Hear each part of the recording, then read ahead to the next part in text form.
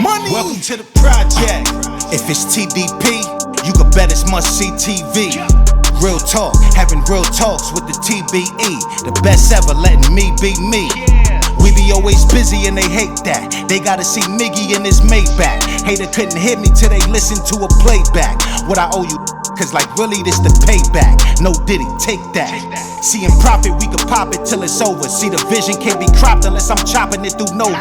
Kato jumping in and out of pocket like a soldier. Cause like really to touch every single topic is a project. Let me show you. Up to something like my hand on a cannon. Push a button like I'm Lando or Landon. Climbing up the charts, how you smart but you can't understand it. You will never see us famished, so vanish, for real. Welcome to the project. What did I miss? I didn't miss much, ladies and gentlemen.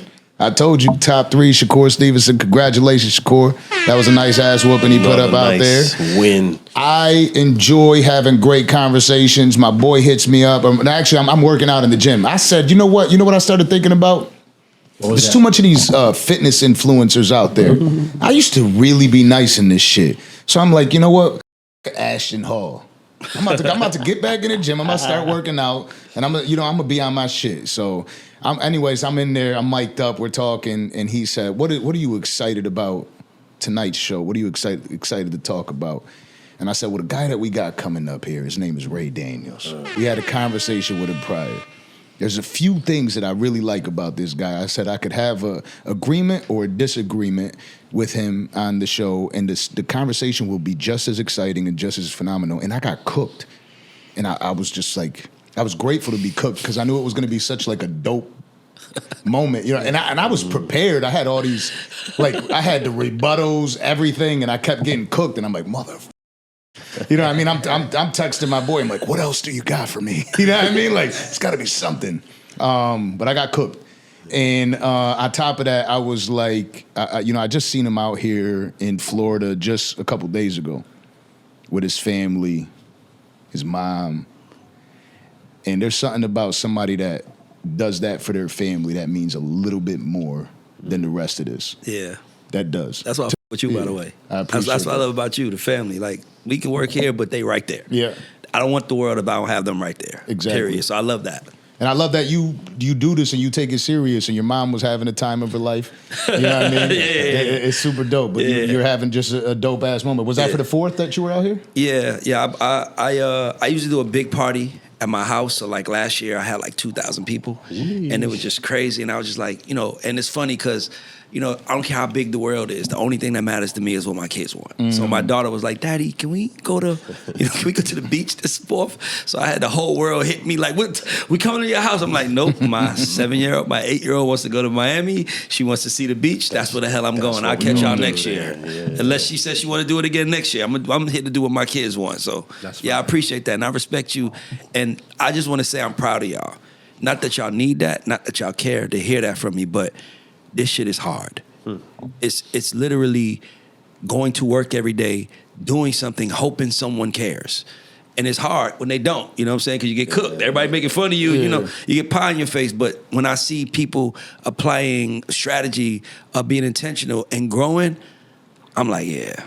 I think I've been hitting you in the DM like, I'm proud of you, my nigga. Like, it just, because that's type of, I ain't no hater, bro. I like to see win, bro. I like to see us win because if he win, we win. That's how I look at it. Right. So yeah, let's get into it, man. The Revenge of the Podcasters, right? That's what this show's gonna be named. It's starting to feel like that. Yeah. Like it's starting to feel like the Avengers and you got DC and Marvel, and it's like, what world you gonna be in? When we just watching the match, you see like Bud is behind Shakur and Clarissa, so it's like that's their little crew, and then you might have another crew here. So yeah, we are the podcast Avengers. Let's do it. And Pat, we know you were there too.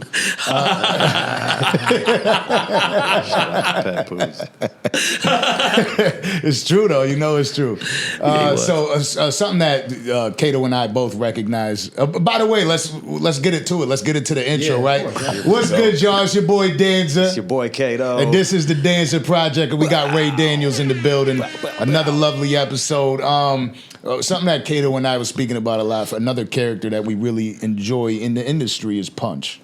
Love Punch. And we love what y'all got going on. I love Punch, bro. I love Punch. I love Punch because Punch has been the same person since I met him. Word. Me and Punch met mind you, Punch is younger than me, so I'm in the industry, Interscope. Punch was our A&R's like little brother. Right. So he would be in the office arguing all day with me about everything. So ain't nothing changed, man. It's just, you get a little grown up, a little bit more perspective. So yeah, I like Punch, man. That's my brother, man. It's just dope watching y'all link. Yeah, I think, I think it's funny because I think we all have a mutual respect for each other. Mm-hmm. So like whether it's Punch, whether it's Danza, whether it's Wayno, I want to hear your opinion. That's how I look at it. Because it's like we really just alpha males who live in different parts of the world that think different, think the same. So it's like usually our opinions is based on biases, based on regions. True. You know what I'm saying? Light skin. This is great. This is the Drake pod. This is the Drake pod. What did I miss? Yeah, well, there's reasons why with each other. But yeah, I'm just happy for y'all, man. I love to see growth. I love to see a man building something with his family right there watching his son walk in the room and pound. Like, dog, do you know how much an advantage you're giving your child? Like, that's incredible. That's how I look at the world, man. We need to bring real men back. That's my favorite thing about y'all.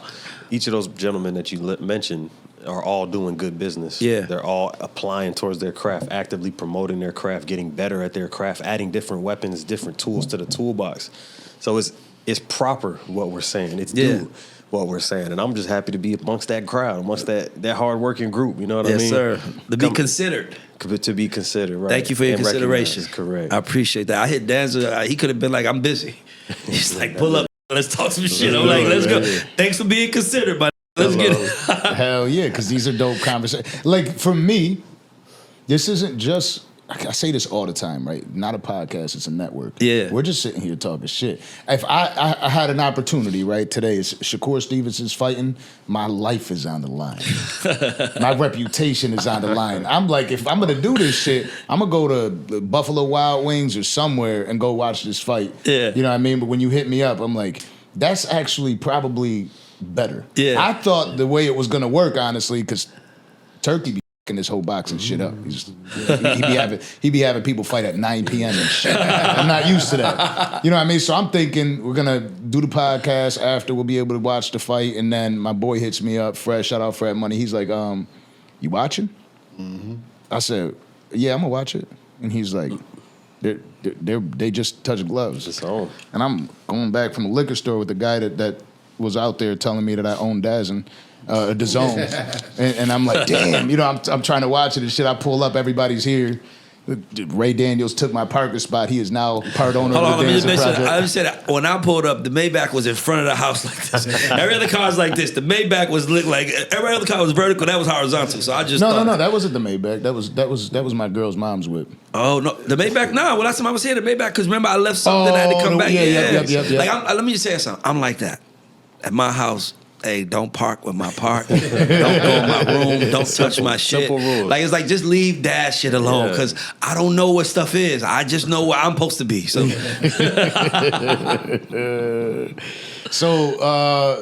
Wireless Festival is going on, right? That's what it's called. Yeah, fire. There was a loud chant. I think it was today. Yep, last night. Last night. And well, I mean, today. They're 6 hours ahead of us. So it's today. Yeah, you're right. So they're saying Kendrick. Yeah. Drake. I was wondering what he was gonna do because it's obviously that's gonna happen.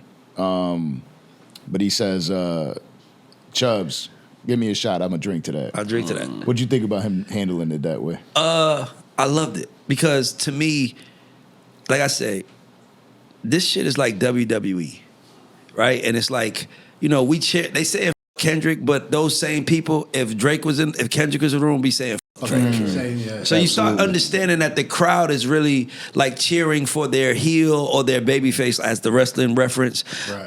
But to me, I thought it was dope because lean in. Yeah. Stop. You ain't gotta act like we know you mad. Yeah. Lean in. Don't just. I hope he comes back like Thanos. You can tell it. I swear, because I'm like, it's like wrestling. Like nobody's gonna get killed. Let's at least make it entertaining. I think he should take the heel. I think he should do that. I think he should do a solo album, no features, and say I did it by myself and just crush the game. He should have a song where he names every who bitchy. Every song he's naming might have to be a double. Right? You know what I'm saying? Exactly. Just leave mine alone. Mine is hard to penetrate. That's all I'm telling you, nigga. Mine is hard. But I'm telling you, I would go straight villain era if I was him. That's why I'm like, sometimes you ask for pity when you should really be angry. Right. And I'm like, because your audience is angry. So when you're asking for pity, your audience almost sits down and be like, yeah, why they do that to him? And I don't want no bitch ass audience. I want an audience of fighters. Word. I want you to see my audience. You be like, yo, that's very honest. Get the fuck out of there. They beat our ass. It's like football. That's how I feel like Danza. That's how I feel like Danza. The people that's on y'all podcast, they got to be ready to fight. But I saw Danza about to fight a nigga. I was like, this is going. I was so excited. Only because I've been in person. I know I'm muscular. I know how skinny you are. So I'm like, this dude ain't gonna do much, man. But it's good for the pod, though. Yeah, I love that shit. It's wrestling, man. We don't want to hurt each other. We just try to make some money to feed our family, but we know we can't do it without noise. Right. So let's make some. It's okay, man. As long as we ain't gonna hurt each other, let's make all the noise we want. So shout out to Drake for making noise. Shout out. But I will say one thing, because all that, no more challenging though. What you mean? Because he was on stage and he said, nobody can do this. Let's stop doing that. Last time you challenged a you end up in court. That's what I'm saying. Like, by the way, everything else was perfect, but, I understand you want to stick up for yourself, but you just took an L. So don't say who else wants some. Because somebody might be like, me. Right. And now we fighting again. It's like, no, bro, you're not good at that. Let's just keep I still think there's a win for him in court, and I think it's the win that he wants. I don't think he wins in court at all. I think really? Court is the deflection. They had to give him access. Not yet. But the judge ruled that he is allowed to get access to the documents. Can I tell you something, man? I wish I was Drake's friend. Because you know what I would have told him? Drake, not only when someone else of his caliber was in that position, it was Michael Jackson. Do y'all remember what Michael Jackson did when he was tired of the Lucian Grange of Universal of Sony, which was Tommy Mottola? Mike knew that he was Mike. See, the problem with, if I'm Drake, I'm like, who owns Universal? The Vivendi family. I'm gonna go see them. And that's what Mike did. Michael Jackson flew to Japan, met with the people at Sony and said, that guy is a racist. Tommy Mottola was fired. That's how you take it out. You show them your power. Don't play their game. Universal wants to keep you in court for 5 years. That's the game they're going to play. Go to their bosses and sit at the dinner table with the daughter of the Vivendi family who cannot believe that Drake's at her table and say, this is some things I want to do. That's what I would do. Down, right? The power moves. It's like, but you're not thinking like that. So that's all I'll say. Like, it's so many ways to win. You just going about the wrong route with the lawsuit. I would have just flew to Vivendi. I would have just hit the fan and said, I just want to come hang out with you guys for a couple days. Who's going to say no? And they'd be like, yo, that Lucian guy, man, I think he's doing that. I don't know. I'm telling you. Right. I thought that's what this was, a play on that. Because like a couple months ago, we were talking about it, and I was like, I think this is his claim to greatness because Prince did this, because MJ had to do this. Whether it goes his way or not, this is his stake at the greatness. Top of the top, what do? They come back around for the labels. That's true, but Prince. So this is right on time for his story. I'll tell you this, and without saying too much, there's like, so me defending them, right? Yeah. There's been people that y'all look related. Y'all look related, by the way.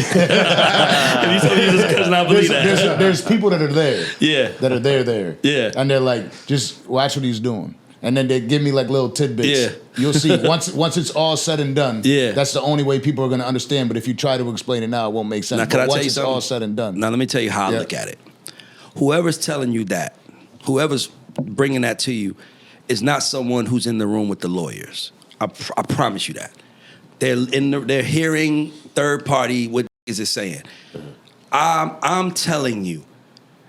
This is a bad look from the music industry side. If you're a fan, I get it. But from the music industry side, the lawsuit is always going to be a bad look because the only reason why you know what they do is because they told you. Right. They didn't tell us. They told you because you was half of them.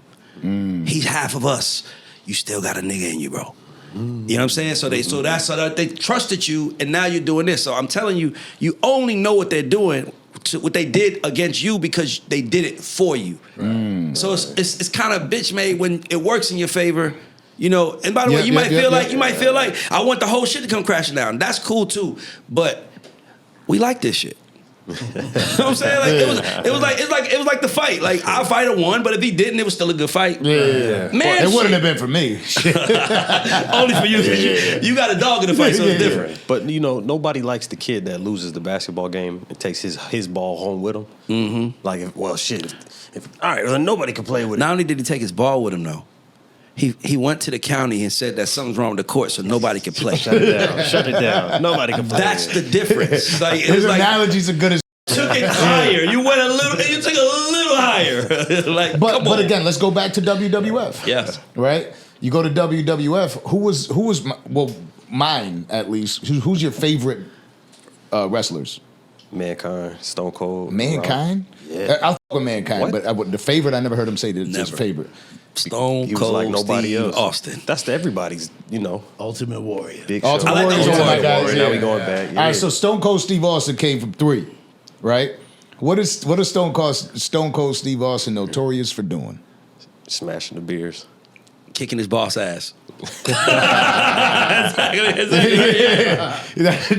what I want Drake to do. Yeah, but I'm still a fan of wrestling. But my point goddamn. is, kick his ass, go to Vivendi, go sit with the people in France and Do it be the like, right way. I got some ideas. I think we could really take this to another I'm level. clipping this out and sending it to him immediately. Nigga, There you go. what? It's like, I'm listen gone. to Ray Daniels. Ray Daniels just won you the war. Michael Jackson was on top of a car in Japan dancing. He's gone. They fired Tommy Mottola before Michael left Japan. Get him back. Yeah. That's the power. Let me tell you one thing that Drake knows. Nobody tells an artist no. Nobody tells a superstar no. Nobody. Superstar. Why the fuck are you not using that to your advantage? Going to courts. Courts want to prove that we're all even. We're all equal. Why the fuck would you play that game when you were a superstar? Go sit down with the bosses. Get rid of Lucien that way. Hurt him that way. Have the bosses hit him and say, don't you fuck with him no more. I like that guy. Or whatever you want him to say. Play the real game. Don't play the little kid game. That's all I was saying. But who's to blame? Like, who's Drake's counsel? Because this isn't the first misstep. He's had a few, and this just small exchange is a pretty big exchange, but he's had a few missteps. I think it's hard. Let's use boxing. I love Mike Tyson.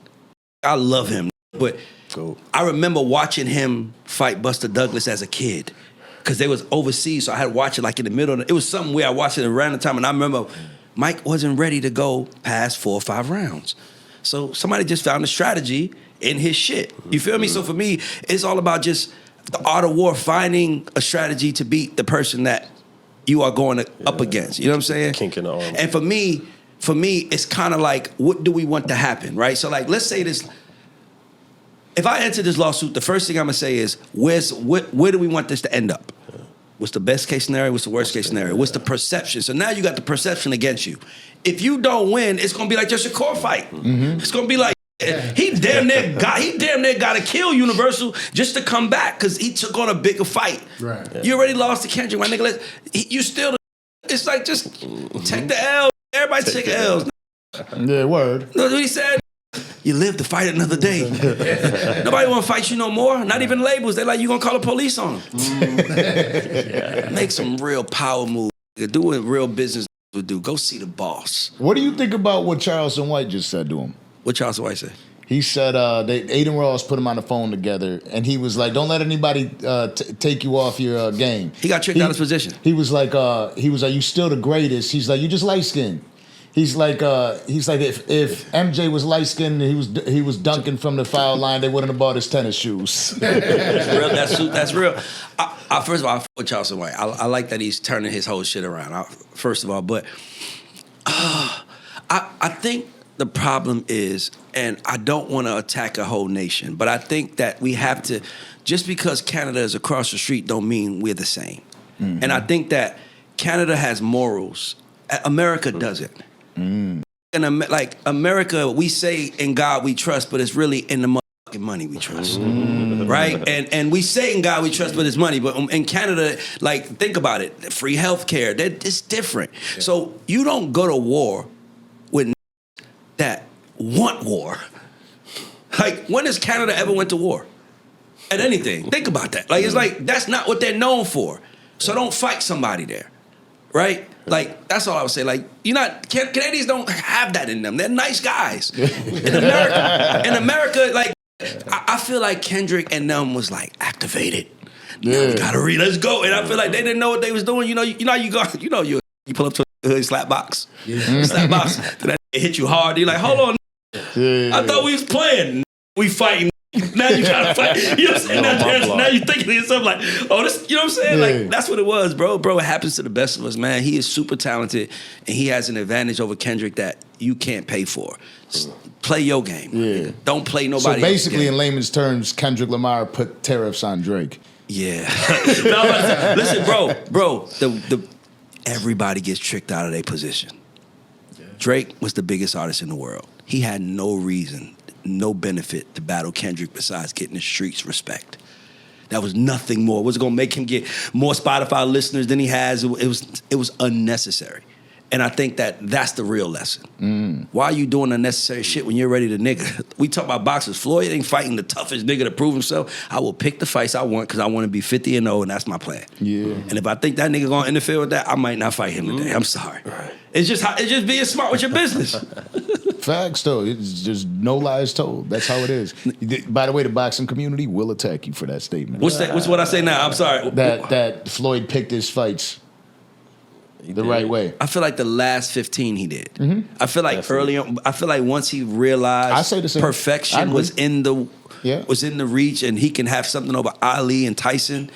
Then he started getting. By the way, I would do the same thing. Absolutely. Control Anybody the in narrative. Their right fucking mind should. The only people that anybody that tries to convince another group of people is getting tricked out of their position. Yeah. Why are you trying to convince them? I wish the fuck I would. I'm going to keep pushing forward. I'm trying to be rich and famous. Got a nice, clean record. Floyd Mayweather did it right. Yeah. 10 away from 50. Let's finish this strong. Yeah. 35-0, you thought that we can get there. Let's pick our fights right. From here on out. We already know what we're doing. Got the game. And he gave you the fights. He just gave them to you on his schedule. And by the way, he fought the way he wanted to. Yep. I don't care. I know y'all think we want to be a brawl. I don't brawl. I'm a counterpuncher. So you paying to see that, and that's it. Yeah, facts. Who the fuck wants to get beat the fuck up all day long? You know what I mean? Like you get paid, there's 50 million at the gate. Boom, you're making 50 million, right? Let's say you make it 5 million. $5 million. You got to go in this ring and fight. You got to go in there and win. You could go in there and play tough guy all you want against somebody who's obviously another professional. Yeah. So they could fuck your face up a little bit. They could give you brain damage if you take those hits. So you're gonna go in there if you're skilled defensively. Why not? That's what I'm saying. Like, why not move back? What the fuck is wrong with moving back? To me, you know what I mean? You miss. Oh shit, you missed. You missed again. Pop, pop, pop, pop, pop. You missed again. Why are we sitting in there? I enjoy the art of the hit and don't get hit. Me too. But even with Floyd, he's one of the ones that make defense entertaining. I'll say patience. Yeah. The patience that he has to not allow himself to get out of character for 12 rounds, 36 minutes where every second counts. That's impressive. Yeah. Champ status. You don't get to that status without that. And by the way, that's the thing that I pray for the most as a man, is that kind of patience. Because sometimes you get bored in this shit. And it's like, no, don't get bored. The paint gonna dry. There you go. It's just not fun watching it. So yeah. Patience. Understanding that like I live different mantras now. Like, what is God trying to tell me? Every day. What is God trying to tell me? What is happening? Like, it's just, you got to be patient, because sometimes as men, we want to make it happen. And sometimes it's not about making it happen. It's about seeing what's going to happen so you can know what you actually should do. So to me, anytime I see a man with patience, I admire it, because that's probably my biggest weakness as a man, is that I lack patience. When did you start to have kind of an introspective look like that? Because one thing about you, two things. You, and this comes through on your shows too, you have a great understanding of the story. Yeah. And it's underdogs versus goats. Yeah. Right? Yeah. You understand the play along that and what it takes to become that. But for yourself, how did you get to a point where you could stop and say, I don't need to just be kicking down doors? I live my life like I'm documenting it. I'll give you an example. Last time I came here, I was here with y'all. We had like an issue with and we was gonna reschedule, remember? And then remember our people was talking to my people, and then you called me. Yep. Remember that? You was like, yo, bro, I know it's off, but like if we could get it in the night. And as an entrepreneur, I respected that. So remember, I was like, yo, bro, I didn't plan on it, but I'm coming because I respect you. So now I'm in Miami on my own. I'm like, I'm hitting you like I'm coming. That's because I document things because in my mind it's like, we have to pay attention. So I never thought I could win in my life. Like winning, like me, like be anything. So the minute that someone tells you, yeah, you can. And by the way, the person that told me was myself when my father died. When my father died, I was like, well, damn, your dad is gone. I mean, what's left for you? And I'm like, at least let me go try to do something. So for me, imagine thinking to yourself, I can't do it. But now I watch Danza do something and I'm like, I could do what he just did. Let me try what he did. And then I try what he did and it worked for me. Then you start getting more excited. Like, oh, this shit can work. You just got to stay committed to it. Listen, if you double a penny 30 times, you get $10 million. If you double it 15 times, you get 327. Think about that. You doubled it the first 15, that's 15, a double. You get just to get to 327 or something in that favor. 15 more is 10 million.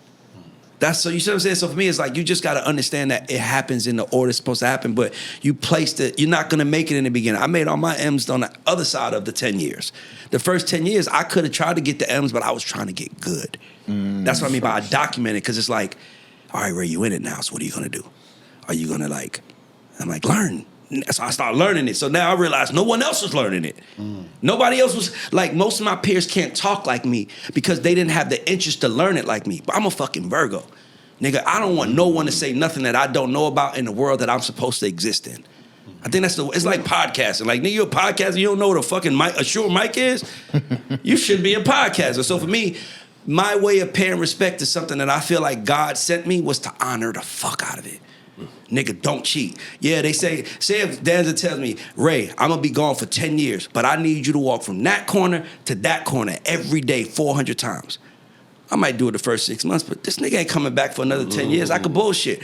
Or I could act like God is watching and he know I gave him my word and God is saying, who you think? Are you gonna keep your word? Because how you gonna pray for me to give you stuff if you ain't gonna do the stuff you said you was gonna do? So once you start understanding, like, life is give and take, rather than, like, taking, like we taught to do in the hood, life becomes beautiful. Because I'm a giver anyway, my nigga. I like giving information. I like helping. So when you start realizing you start giving people shit, people want to give you back. Right. It's the way the world works, man. But when you're from the hood, you don't believe in it. And I want everybody in the hood to know that you can get the fuck out and you don't have to sell dope. You just got to honor the fucking process. And that might mean getting laughed at. That might be getting clowned. That might mean getting clowned. But you think I give a fuck what anybody had to say now? Like, now you think I get... Them same niggas is asking me to help them with their rent money. Come on. Come on. And I do, because they're my niggas, but I can't get caught up in it. You see what I'm saying? You just gotta... Don't get tricked out of your spot. That's the devil's job. You know what you want to do. I'm going down this road. Somebody said, that road is better. Now you're going down that road. You stupid ass. And now they went down that road. Don't get tricked out of your spot. Just stay focused on the plan that you set with yourself, your family, and God, and I promise you the rest of this shit will work out. Damn, that damn near left me speechless. I'm sitting there letting them preach. Amen. Yes. I've been doing a lot of work, bro. Like, the one thing I've been doing, I've been investing in myself a lot, investing in coaches, investing in, just like how to streamline the conversation properly, right? I know I'm great at speaking, but it's like, who are you? No matter what the scenario is, who are you? So I learned that about myself. So it's so clear that I'm just like, that's why I feel like a lot of stuff I'm doing is working, because I figured out who I was. Right. I could have easily been like, my shit working. I'm like, nah, that's not enough. Learn that shit, my nigga, because what happens if the opportunity of a lifetime come and you didn't try? You got, nigga, these sneakers I got on cost $200. You can't pay $5,000 for somebody to come educate you on how to be better? That's how I look at the world. What are you telling God? I believe in Louis more than I believe in my fucking self. I'd rather give Louis $1,200, walk in with they sneakers in the room and the world say, oh, he got Louis on, than walk in with myself. And once you start realizing that, it's like, I can't. I just because I can't do it for the ego in me, for the man in me, it's like, I gotta go through it on the other side just because I know that now. So, like, I'm just like, that's why shit is good for me, because I figured myself out. Like you said, I'm very conscious about what I'm doing and where I'm going, and I don't have no intent for nobody. So if I say something that offends you, I would ask you to look at yourself. Nigga, I'm speaking like a coach. I don't speak like a fan. Fans I'm cheer. taking a shot to that, goddammit. Fans cheer, nigga. I teach. I see what's wrong with you, nigga. And when I'm talking about it, I want niggas to understand I was a fan of these niggas. Imagine being a fan of niggas that you thought were gods, and you get in the room and you realize they're all cheaters. Then you start realizing, nigga, I've been playing it the God way, and now they trying to knock you off. Just don't get tricked out of your position, my nigga. God put something in you, just honor that shit. Honor it to the end. You're gonna be straight. And that's really where I'm at right now. So I'm big on if you look at my Instagram, my note is always surrender. Everything in my life got better when I surrendered. No more male attitude, no more I'm the nigga, world is my way. It's like, no, nigga. Yeah, we want our woman to submit to us. Of course we do. But how do we submit to her? I submit to my family by waking up every morning doing my fucking job. That's how I submit to my family. Waking up no matter what time I go to sleep, I'm gonna wake up at 8 in the morning, I'm gonna go to work. That's me submitting. We need more men submitting to the other, and then will it be better? It's like we all just playing the game of cat and mouse. Who gonna fuck who first? I just say, hey, who want it? Come get it. I'm like, nigga, that's my game. I tell you, I give you everything you want. Then people start telling you what you want. Then you realize they don't want nothing for you. I can go now.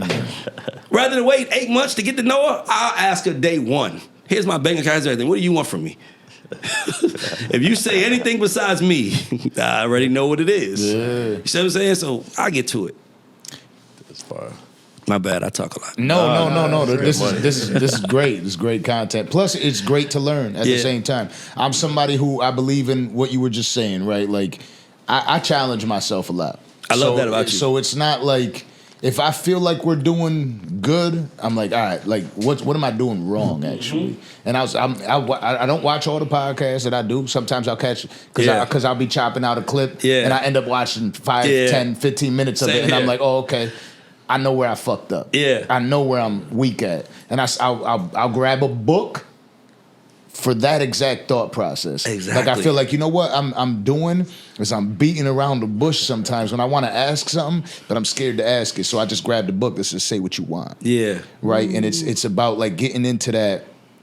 I got to get into that mood of just saying it, and then all of a sudden a conversation happens with somebody in the industry with a potential deal that we got going on, and I'm like, I kept avoiding, and I answered the call, and I fuck with this dude, and I'm like, look, just tough for me, bro.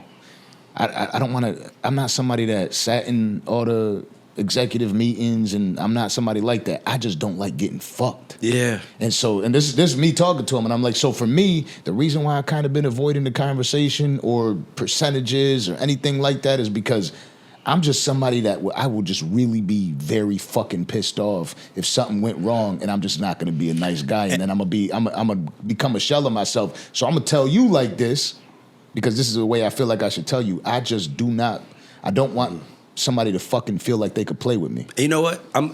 Because that is kind of a trigger to how I act. Because what they don't tell you is if you don't know the questions to ask, how the fuck do you get the information, right? Mm-hmm. So for me, what I noticed is that I almost became the opposite of that. I'm like, ask me, I'm gonna tell you. Matter of fact, I'm gonna tell you before you ask me, just in case 6 months from now, I'm like, hey, nigga, I told you, right? Because I feel like that's how you build trust with your friends. And even if I'm wrong, nigga, I was wrong, but here's why I said it. Right. I'm just unafraid of that, but I'm on what you on. I remember coming in the music business, a nigga know that that's the right way to go. Go left. He'll know that left is the right. You'll walk in, hey, man, how you doing? What's up, bro? Man, I'm just trying to figure out how to go. Right. Like, nigga, sometimes the worst thing you could do is tell a nigga your dream. Think about how weird that is. The worst thing you could do is tell someone what you want because they might fucking block you. That's why I said stop worrying about that. Just do you. Get better at you. I don't know shit about... saying I don't know, I'm a father, bro. That matters to me. Ain't no nigga gonna come around my kids and teach them some shit I supposed to teach them. Nigga, I honor the fucking process of it. So I love that you said that, because how you want to be in something and you ain't doing every fucking thing in your power to learn everything about it? How you not? You know, you're not, because you really don't want to do it. Not for real. Yeah. It's just, I really wanted to be somebody, my nigga. It was like, I just wanted to see if I could. It was weird, and then it worked. It's like, oh, shit. Would you look at that? Yeah, and then I'm like, damn, y'all could do it, too. I know what's supposed to work for me. That's why I be cheering my niggas on. Nigga, I'm in town. I'm hitting Danza. I'm like, I want to see my people because I want you to see. These are like moments on the yellow brick roads where our paths cross, and I'm like, yo, nigga, you doing... Let's run it. Nigga, you doing your thing. And then we just keep going forward. You know what I'm saying? And hopefully they don't stop, and I don't stop, and we run into each other again. And it's like, hey, nigga, keep going. That's what it's about to me. Just as long as you going, you can't lose. Just don't stop moving. And then you get to see a thorough individual, and that's what we talk about. So I seen you put a story up, and then the story is like, ask me a question. And I'm like, this is a perfect person that I want to ask this question to. Also, because I feel a certain way about it, and I've been feeling a certain way about what's going on in the podcast and in the industry. Streamers are really taking over the world. The Streamers University, they thing hit huge.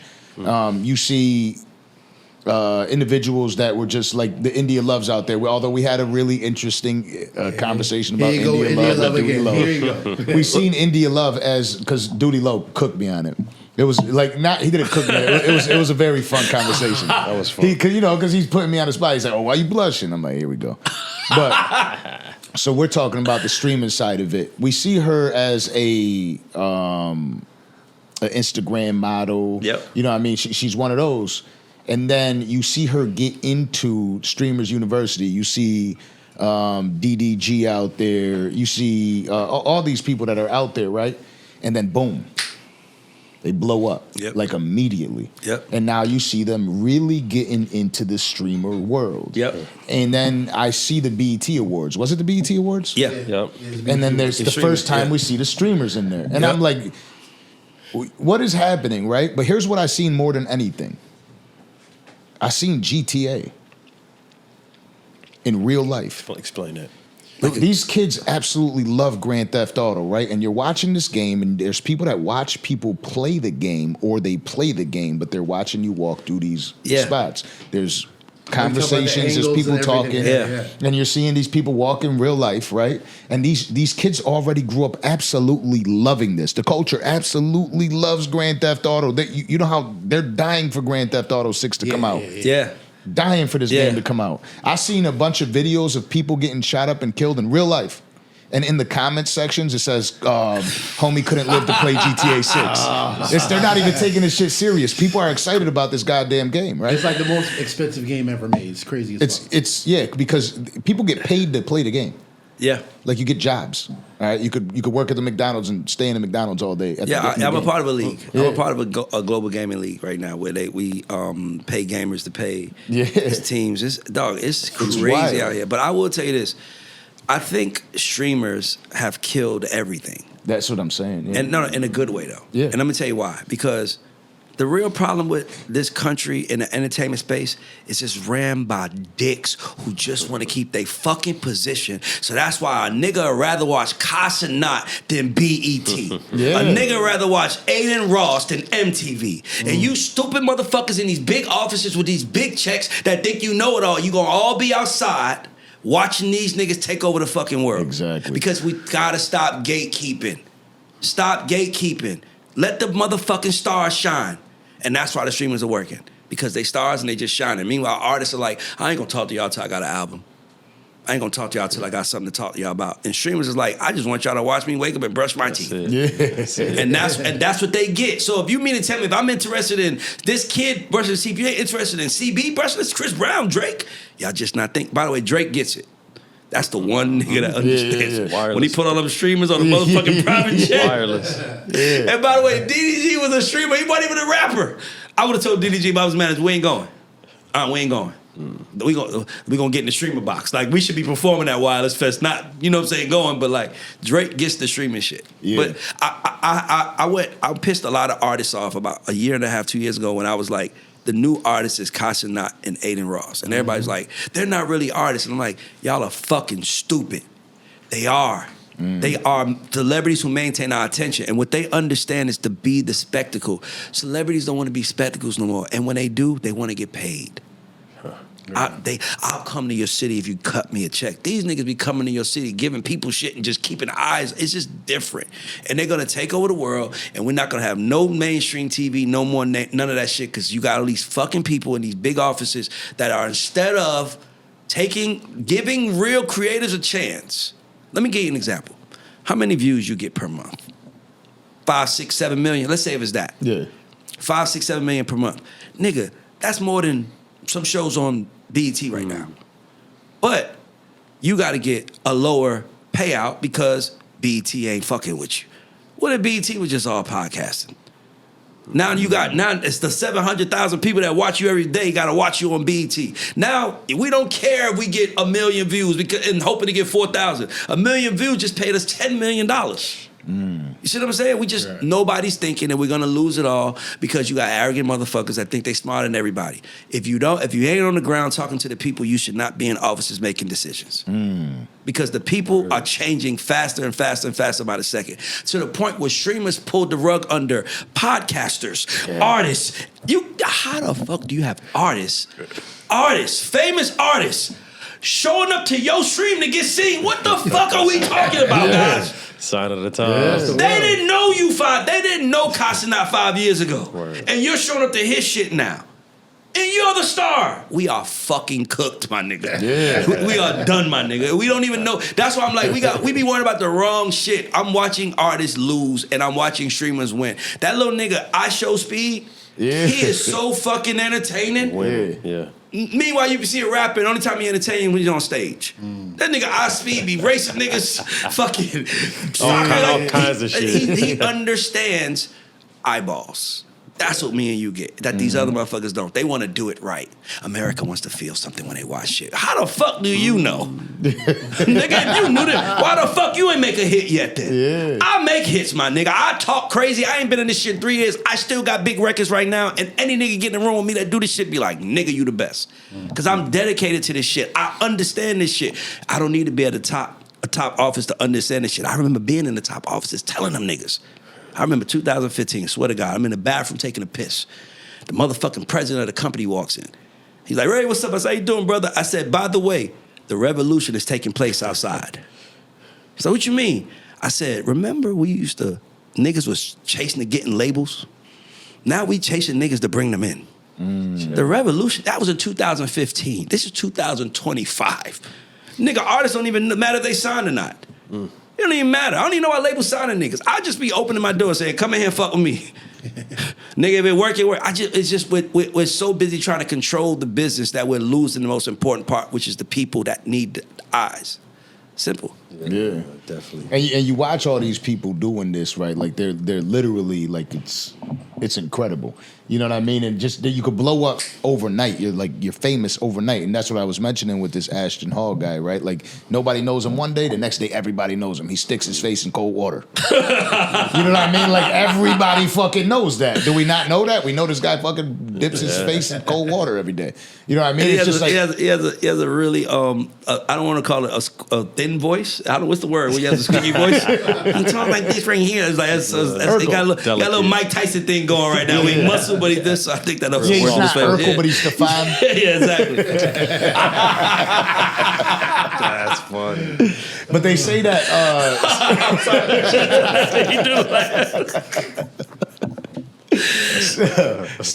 was about to say Stefan. Speed just signed rumored, I don't know if it's true, signed a $600 million deal. So let me tell you what I heard recently. I heard that these guys are really not signing those deals. I heard that they all are signed to Twitch. Okay. Like they're all signed to Twitch. And Twitch pays them like the NBA, right? So Twitch is like the NBA, and then you got that other thing, Kick, which is like the NFL for other people. So I think that these guys, I don't know how it works, and I'm not going to front, but I do know that they was telling me, they was like, nah, they're making that much. That's how much they're generating a month. That's not how much they're making. Because they work for Twitch and they're recoupable or something like that. I don't know. I got to get into it. Next time I see you, I'll know about that. But the report came out, the report that did come out about Speed is that he did sign a deal with Twitch to stream exclusively there for $600 million. That's incredible. Yeah. Nigga, it's amazing, bro. Wow. And it's for 2 years. Damn. Exactly. You gotta give it up. But to be honest with you, he's so entertaining, bro. Like these kids listen, they got it. They got it. They understand. When you say people ain't watching TV no more, they have proved you that's bullshit. Motherfuckers is watching us do everything. They just don't want to. People just don't want you to curate no more. Yeah. They don't want to feel like you're telling. That's why artists are losing, because we know it's your music video. Of course you look good. We know, like, don't curate. Just be yourself and allow us to be that. And I think artists haven't figured that out yet. It's sad right away. It's really sad that you got artists who have sold millions of records showing up to a fucking kid's stream to get the audience. They don't care about you. Matter of fact, let's be clear. I'm gonna say one last thing on the streaming shit. I'm blaming streaming on you, all of us. Who the fuck you think watching? Our kids. Why you think our kids watching? Because we out here hustling our ass off, telling them I want you to enjoy your life, and they making them other niggas rich. I told myself, you better start fucking streaming, nigga. you better start streaming. Nigga. It's like you got to now. That's what I'm saying. Everybody around me, my whole circle, every one of my friends, everybody that's ever been close to me, they've been seeing me podcast for 4 fucking years, right? First year, ain't nobody give a fuck. You know what I mean? Second year, started getting a couple of the Griselda artists. Everybody's like, all right, Danza might be on some shit right now. And then it gets larger, right? They ain't never give a fuck as much as when they seen me on Aiden Ross's stream. When they seen me on Aiden Ross's stream, everybody's like, yo, I always knew you were gonna make it. Get the fuck and out. I'm like, damn, all I did was sit in the motherfucking chair behind him for I asked Kodak a question and Aiden a question. That's it? Was it? You know what I mean? Yeah. My name ain't even being tossed out there and shit. And they're like, yo. He made it. Yeah, but you made it, bro. You made it, nigga. That 25-year-old kid let you in his bedroom on his stream. You made it. It's crazy. It's wild. It's so crazy. It changes everybody's, like the people that didn't like me, they like me now. Yeah. You know what I mean? Yo, by the way, you think you could help me out with my album? I know you know some people in the industry and shit. I be hearing messages all the time of people saying like, you think we could get something going with Danza and shit like that? I'm like, what do you want me to do? Yeah. You think I'm gonna take your shitty ass record and give it to Ray, and Ray's just gonna be like, you know what? Because I like you, Danza. You're a family guy. Let's put this guy on. This is not gonna happen like this. But that's what people see. That's expected. All it took was sitting down with a streamer. Now people think I could do them the ultimate favors. I could put them on. Can you blame the artists that want to sit with these streamers though? Yeah. Why? Because how did you not do that? Like you have interest. Like you have interest. Like you're famous. Right. Dog, if you look at all the big let's stop this for a second. Let's look at all the big hip hop podcasts. Let's name them. Nori, Joe, $1 Million Worth of Game. Those are big three. What do they all have in common? Them niggas was all known rappers. Right. So they starting with an audience already. Even if Gilly didn't make it to the top, you knew Philly, you love Gilly. So they started from somewhere. Facts. You see what I'm trying to say? So I'm like, the problem is that artists are somewhere, they just don't want to start. It's almost like, I'll let them do it. You better do it. I see. You better do it. You better figure out how to stream. Like people hate on Ray J. I think Ray J is at least trying to stream every day. Yeah. But the reality is that the streaming audience, if you're over 40, you should not be streaming. If you're over 35, you should not. The streaming audience are kids, bro. They're kids who are my kid be watching shit where I'm like, what the fuck is this? And she knows it. And it's like, it's just kid stuff, bro. We should be playing kids game. We should be showing them. Them artists have really gone to these streamers saying, big bro. I did it. When you're a platinum artist, walking into Aiden, Kai, anyone at Speed, you call them like, you're big bro in them, you treat them like big bro. I came to the house, bro, to see what you got go. Yo, you letting these little niggas big bro you, my nigga. Like, you know what I'm saying? Like, you ain't wrong. Hey, nigga, how many artists do you, I'm in the music business, my nigga, artists don't move, nigga. They don't move. They don't talk nothing. These niggas was coming to Atlanta, driving to Marietta, showing up, walking by his mama house. Hey, mama, how you doing? I'm going, think about that. Just because that kid had viewers. Just because he had eyes. Like, think about how crazy that sounds. He got eyes, I'm going. No one knew him 5 years ago. You have our memories, our eyes, our everything. You just lazy. And you don't want to turn the stream on and you get 400 people. And that little nigga got 5,000. And you don't want to feel like you're not popping, but streaming is for kids. It starts for video games, bro. Like I think streaming started because of GTA. Like niggas is going through GTA and it's like this elaborate game and they wanted to be able to watch each other and talk to each other. And it's the same shit. It's just, I just hate to see us losing ourselves because it's a different time. That's all it is, man. I was like, I love all them streaming niggas, but niggas ain't cooler than me. Word. I should be I'm the OG. They should be looking up to me, right? But imagine I'm showing to them like, yo, big bro, can I come in and get on the stream? Let's I'm do the old enough to be TikTok your dad, my nigga. What the fuck am I doing there? Word. You know, old nigga at a party with y'all niggas, man. I'm crazy. Recently, I believe you came under fire on the internet. I get under fire I feel like I'm under fire every week, bro. For somebody that I used to love. Uh-oh. Yeah, I used to love her. Who? Ashanti.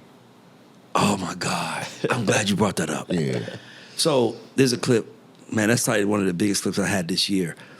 And all I was really trying to tell people was, because I'm not really an Irv Gotti fan. Like, just being honest, like I wasn't a fan of him because I felt like he didn't grow as a man. I felt like he was still on trying to like relive it, just for some in the later days. So I respected what he did, but I hate to see someone take that opportunity to minimize him. So all I was really trying to tell people was Irv is a genius because he found a girl in the world in a time where you had to be like really, really special, right? You know, you had to be something unique. He found a girl, and instead of trying to make R&B records, he found a lane in hip hop for her.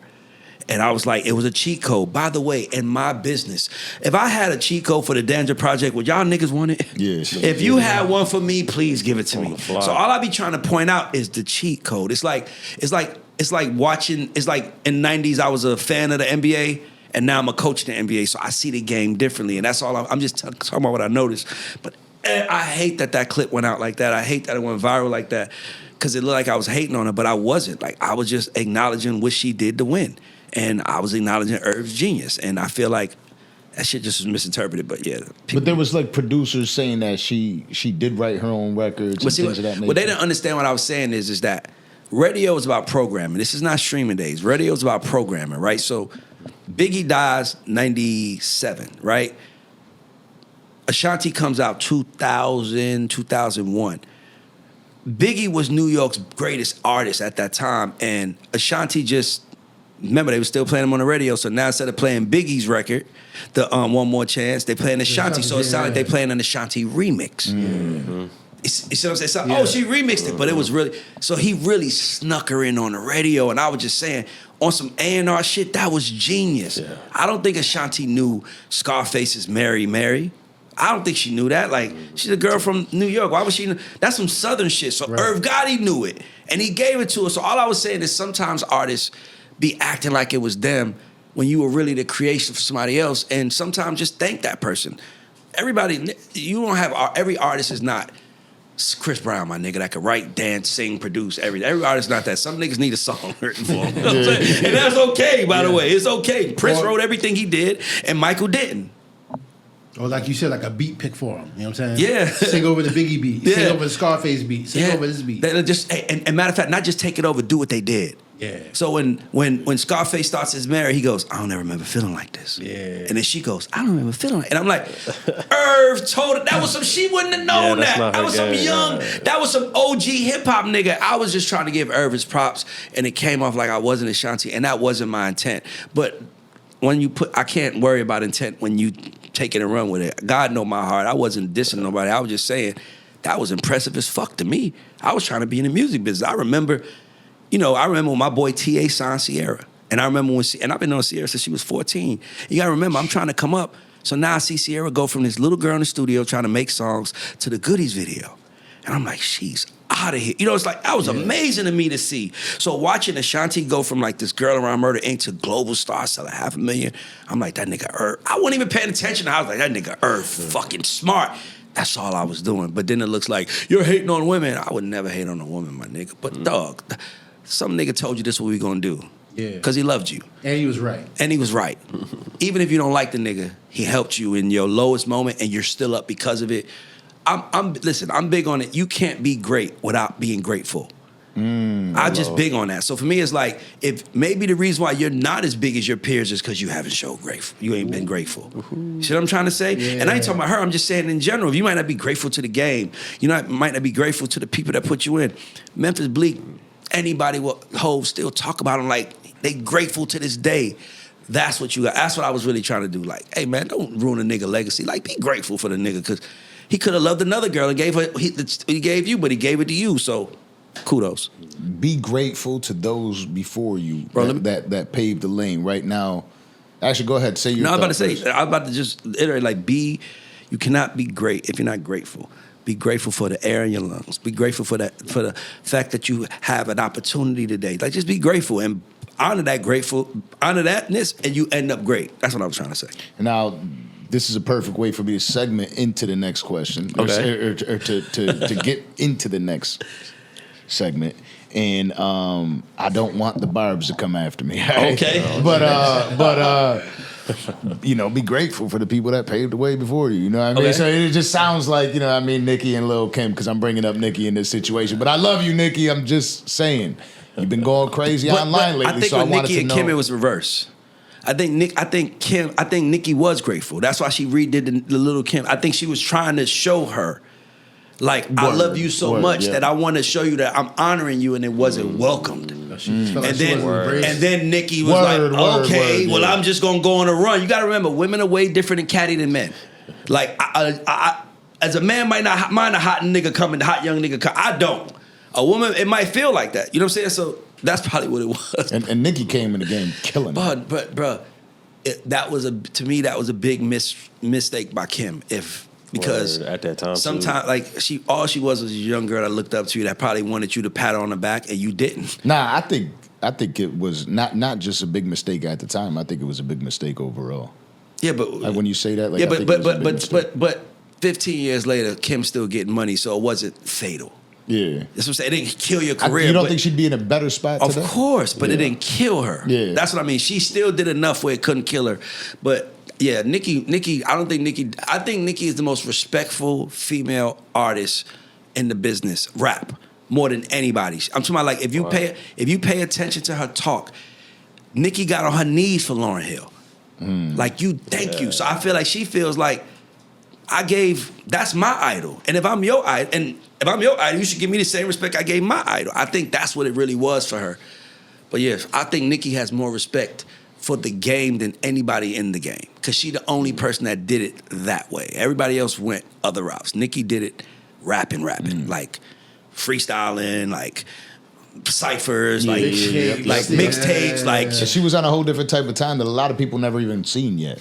A lot of people know the Nicki Minaj as she is today. They don't know the. She was a hood chick, and that's what I'm saying. Like she came up through the streets, so she deserved it. Who the fuck is this? Yeah. Yeah. By the way, Lauryn Hill, #1 most listened to artist, I believe, for me in 2024. Okay. Shout out to Drizzy for bringing her out to the Wildest Fest. Y'all got me sticking up for the light skins, guys. Yeah. But Nicki went crazy. She went on a rant the other day about Jay-Z. I'm not sure if you've seen it. Of course, yeah. What are your thoughts on what she said? I think in this business, there are people who have to fight you in public, and there are people that know how to fight behind the scenes. I think that what's happening with Nicki right now is her probably being tired of playing the chess game behind the scenes and saying like kind of what I said about the streaming thing. Like, I am somebody. Mm-hmm. If I can tweet and bring attention to this myself. So I just think listen, bro, let me tell you something. I want to get to the point where I don't give a fuck. Like what Tupac said, they said, don't ever go to war unless your money right. Nicki's going to war with the most powerful company in the business because her money right. And to me, I respect that more than anything else. I respect that she's standing on her business. It's a lot of people in this business that are scared to say people's names for the sake of losing.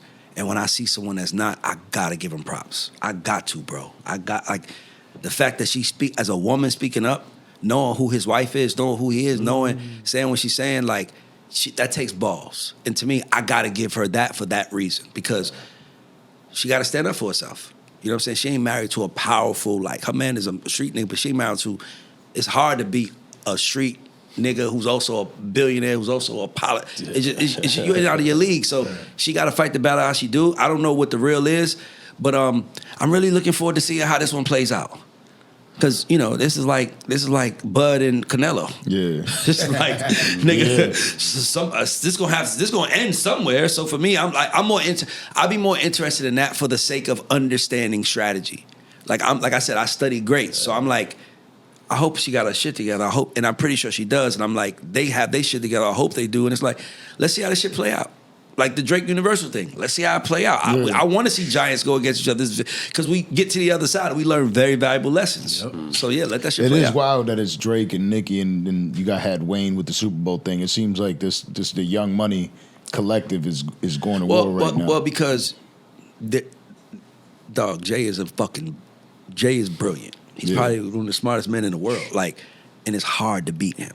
Like Jay-Z, I'm gonna say this, like when you are the most talented person in your organization and the most smartest and the most famous, my nigga, no one in the world can beat you. Mm-hmm. No one in the world can beat you. You can get anybody on the phone. And if you have an agenda, when you get them on the phone on a plan, you probably can get some money with them. So he goes and gets $100 million from the NFL. He goes and gets the fucking, he wants a private jet. He goes and tells Puma, y'all give me the private jet. He's fucking smart. You can't outsmart a nigga like that. And I can see why it would piss some artists off, so they gonna go tweet. I just hope that, everybody ready. I don't really know much about it. I'm just being honest. I'm just like, but I'm like, it's interesting. I'll tell you that much. They put Tory Lanez in that conversation a lot, and they say Tory fucked around with the wrong one. And Roc Nation is the reason that he's locked up. Okay, can I be honest with you? Any truth to it? No. I'm gonna be honest with you. I just think that in today's world, to win, you got to be willing to eat the nigga that's next to you. And I think no. It's like dog eat dog. I didn't want to say dog eat dog. I'm saying it's dog eat dog. Like like if you're not willing to eat this motherfucker alive next to you, he's hungrier than you. He might eat you. You running the risk. So to me, I think that that's really what it is. It's like, hey man, you just better be ready to eat these niggas if you want to go out here and compete. And I think that that's why certain niggas win, because they don't give a fuck. They'll take your food and then be like, what you gonna do about it? We are who we are. And I think that's what, so what does that have to do with Tory then? Everything. Look at it like this. I don't want to do Tory because I don't know, but I have been in scenarios where I understand how it goes. So here's how it goes. You ever seen the movie Batman? But not the Dark Knight, the one that came after with Bane. Bane. Remember, it was a scene where it was prisoners on one boat, and it was the civilians on another boat, and they had bombs where they could kill each other. Remember? Yeah. And they was like, who? They might kill us. Hit it. And the guy just threw the fucking thing, and we not killing them, and nobody killed nobody. To me, that's this scenario. It's like we all got guns pointed at each other. It's like, yo, just don't shoot. And it's kind of like I just say, just put them shits down, and you won't have no drama. And I think that that's what's really happening. It's like everybody got their guns. It was like, my nigga, put the guns down. We don't want to hurt each other. He can hurt you. You can hurt him. Y'all get in the room and talk about this shit quietly and figure this shit out. But I think Nicki might be like, fuck that. And here we are. Yeah.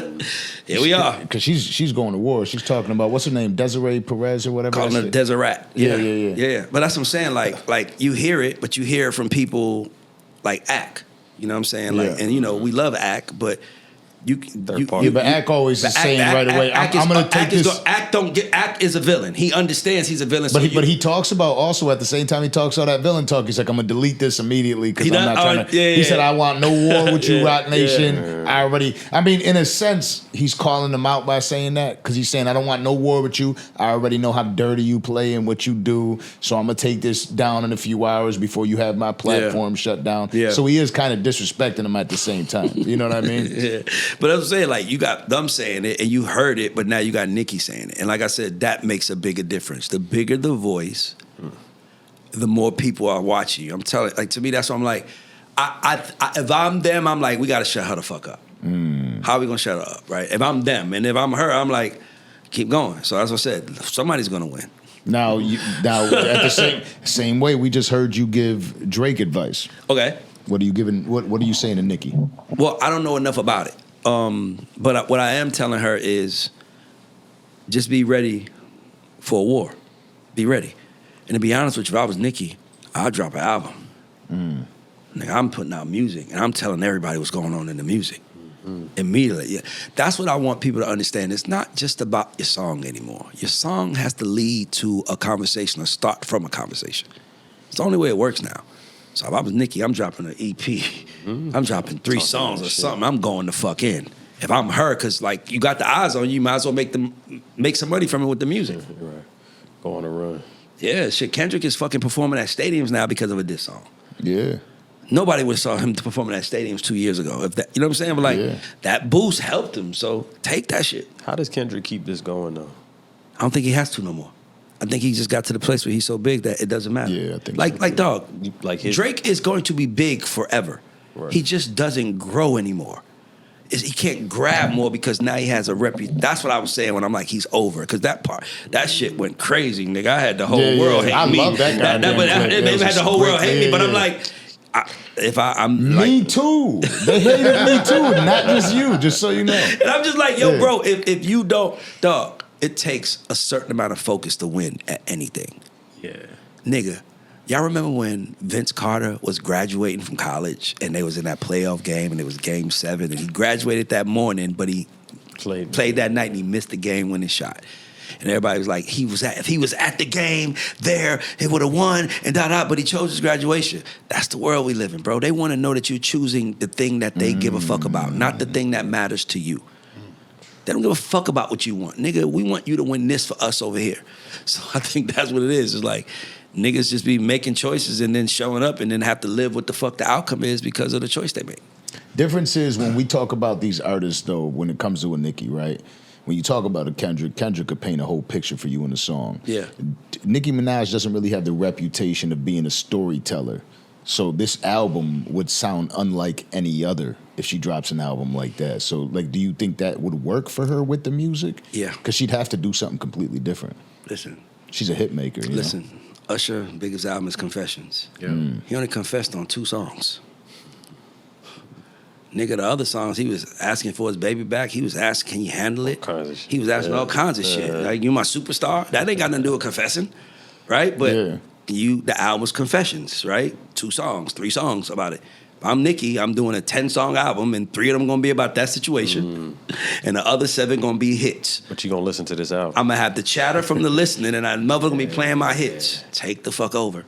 So we speak on UMG, all these, all the labels we've spoken on in time, and what their reputation is. Is Roc Nation and Jay-Z the big bad wolf of the industry now? Yes and no. But yes, because anytime you out here killing it, you a wolf to somebody. But no, because they ain't never try to hurt me. You feel me? So it's like I always say, a cat is a cuddly animal to us, right? As humans, but it's a monster to a mouse. So it's just the perspective we're coming from and how we're seeing it that matters. It's just a perspective.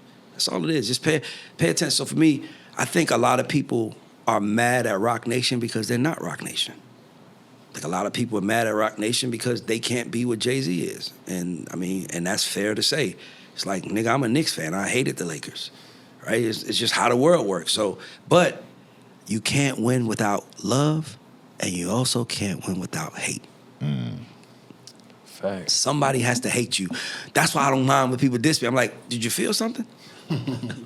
Did I say something? I just want to know you felt something. Even if you're like, this bitch ass, pussy ass thing. I said something that made you feel something that strong that you stopped your day to write about a human you've never met. Damn, I'm good at my job. That's really how I look at it. Like, the whole White point. said the same thing. The whole point is, listen, let me tell y'all something. You know why Charleston White is killing it? Because he understands this is performing. Nigga, I could talk like Ben Stein and say, hey, Beyonce is amazing and Jay-Z's, but who the fuck wants to hear a guy talk like that? When you talk like, let me tell you, motherfucker, you want to hear that. So it's like, we're all performing. You just got to understand that. But Charleston White, he's not wrong. Like, he was one of the first people I saw him do an interview. He was like, hey, man, I'm a character, man.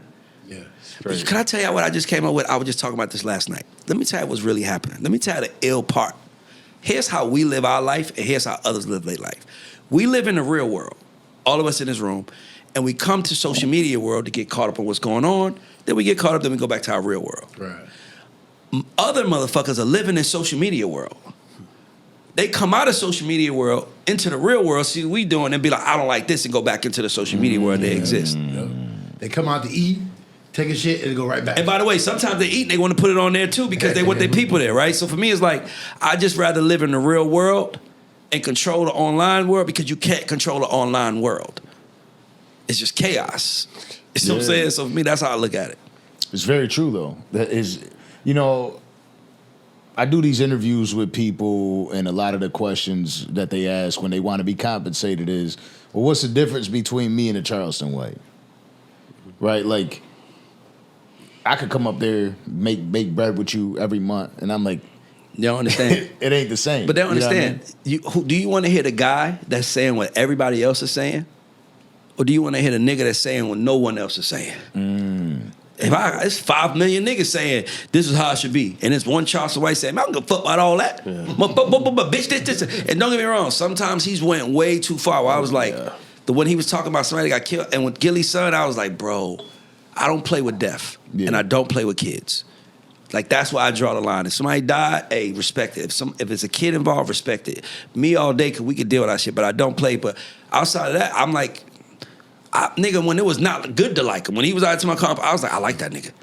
And the reason I interview him, because I just ain't, nigga, I don't know how to work the internet to pay for interviews yet. Like, I'm like, I don't know how to, if I give you 10, I don't know how to get the 10,000 back, my nigga. If I did, I would, but I don't. And being honest with you, I don't. So for me, while we're sharing information, let's share information, Yeah. right?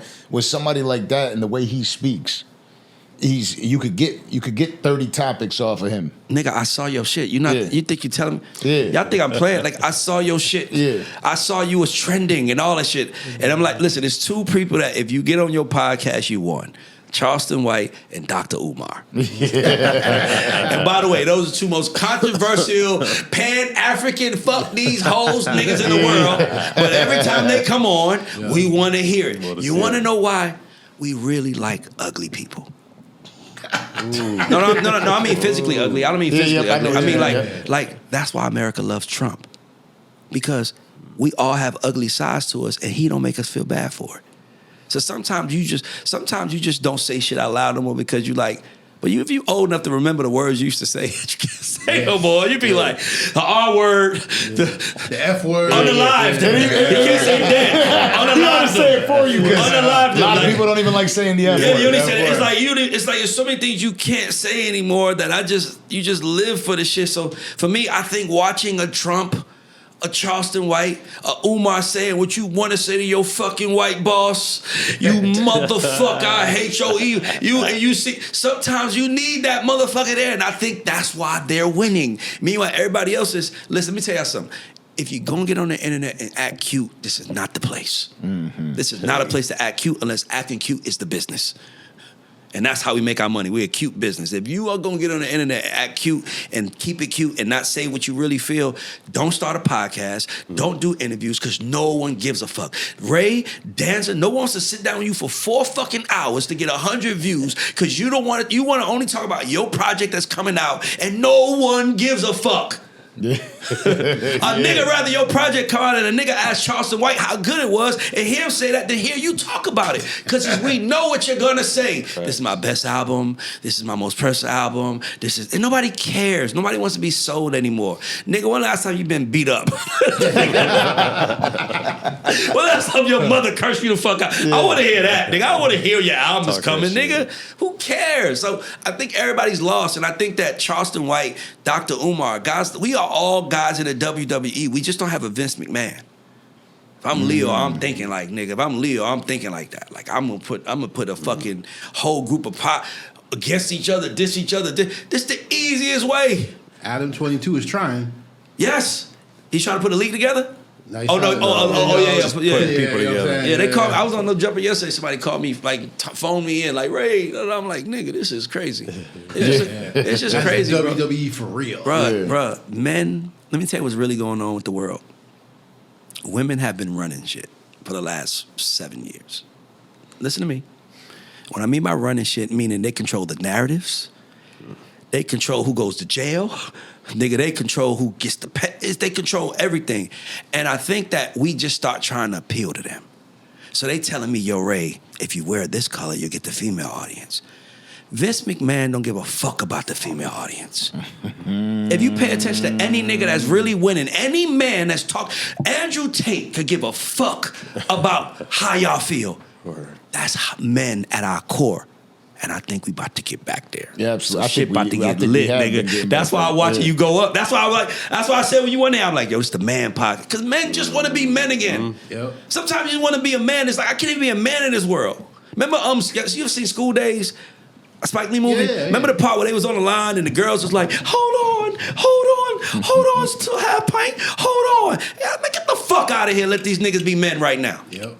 Get the Get the fuck out of here. Let these men be men right now. That's how I look at this shit. I remember I was out with this chick one time, and we was at the wharf. I don't know if you know that, but this chick was like dancing, like bending over, and she was trying to dance on this dude, and the dude was like, "I don't want to disrespect you. I don't want to make you feel uncomfortable." Yeah. I looked at the chick. I was like, "I hope you fucking happy. Yeah. Did y'all get what y'all wanted?" Now men is even scared to even dance with women. Niggas don't wanna listen, bro. Niggas don't wanna fly chicks no more. You get your own flight. Thanks to nigga. This the way. Literally, shit was going fine. I've been telling people on my show. I'm like, the whole portal opened up like 2000. The whole portal been open since 2000. It really bust open in 2013 when Beyonce dropped that Beyonce album. And then it's gonna close after the Puff trial. Mm-hmm. But it opened, portal. But you know who opened it up? Kim Kardashian and Ray J with that sex tape. Oh, yeah. You wanna know why? Because before then, no woman ever got to $100 million or $1 billion status from fucking on camera. Saying nasty shit. Saying that now, bitches are like, I could be an OnlyFans model today, and then 3 years from now, I could run for Congress. Nigga, what happened to us? Nigga, the hoes used to be over there, the good people. It's like now we're all together. It's crazy right now. Word, yeah, because you got Kim in the White House telling Trump what to do. Nigga, and think about this. Yeah. She could be telling you what to do, and you could Google her fucking right now. Yeah. Like, that's the world we live in. Hoes used to go to the strip club.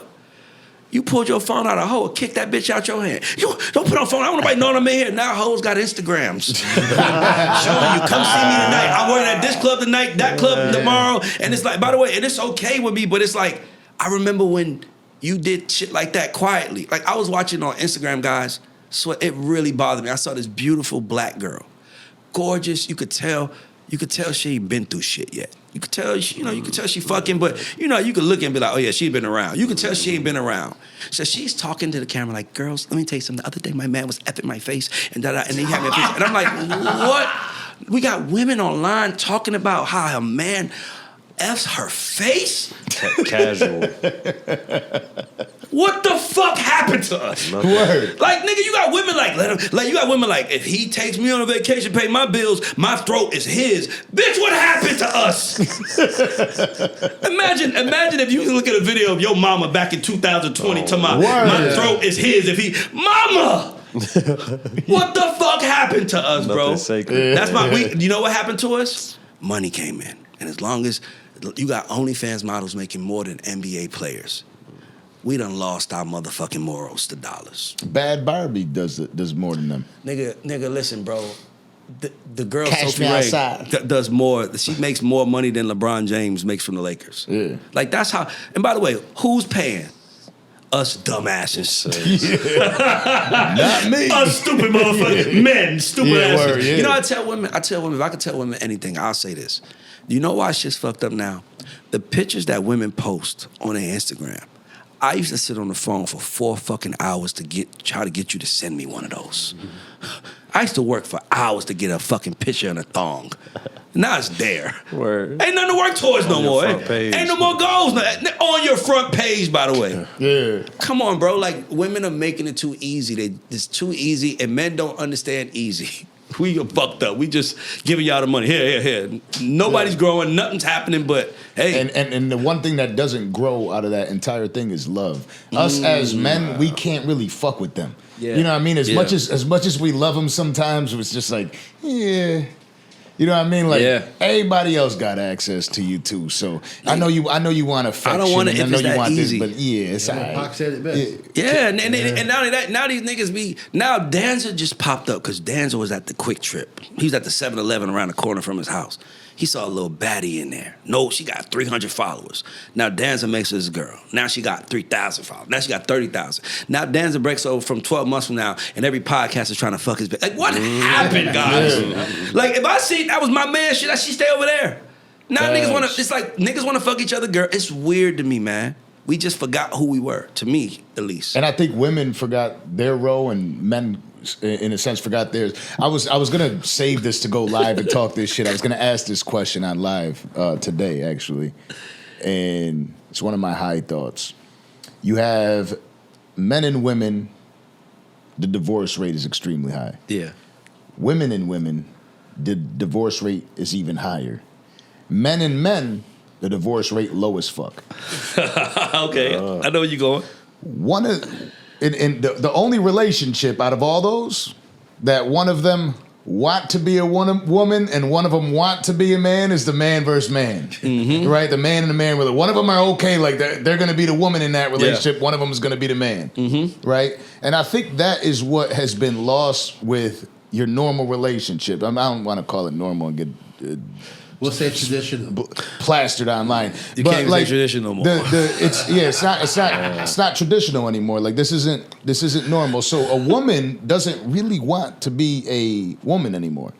You know, they're trying to jump into the other side. And I'm somebody that's like, if those situations present themselves, I'm gonna tell my girl, you know, off the rip, like, nah, it's not how it works. You know what I mean? If that's how we're gonna base this relationship, just so you know, to just be too much button heads and too much problems, I don't want to do that. Yeah. Right? So do you feel like we can get back to a place?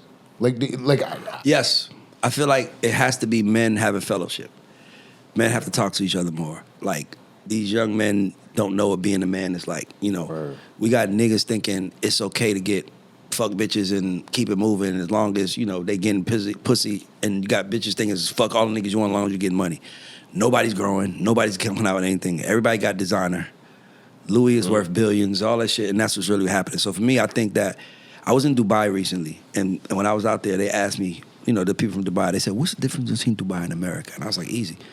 Dubai is what America would be if we really put God first. America is in money we trust. It's not in God we trust. It's in money we trust. And as long as we're putting money forward, there will be a nigga that will cut another nigga head off to get it. And we got to put morals and fellowship, and men have to talk more about how we have to interact with each other and lead our families. But it's going to have to come from men, because I'm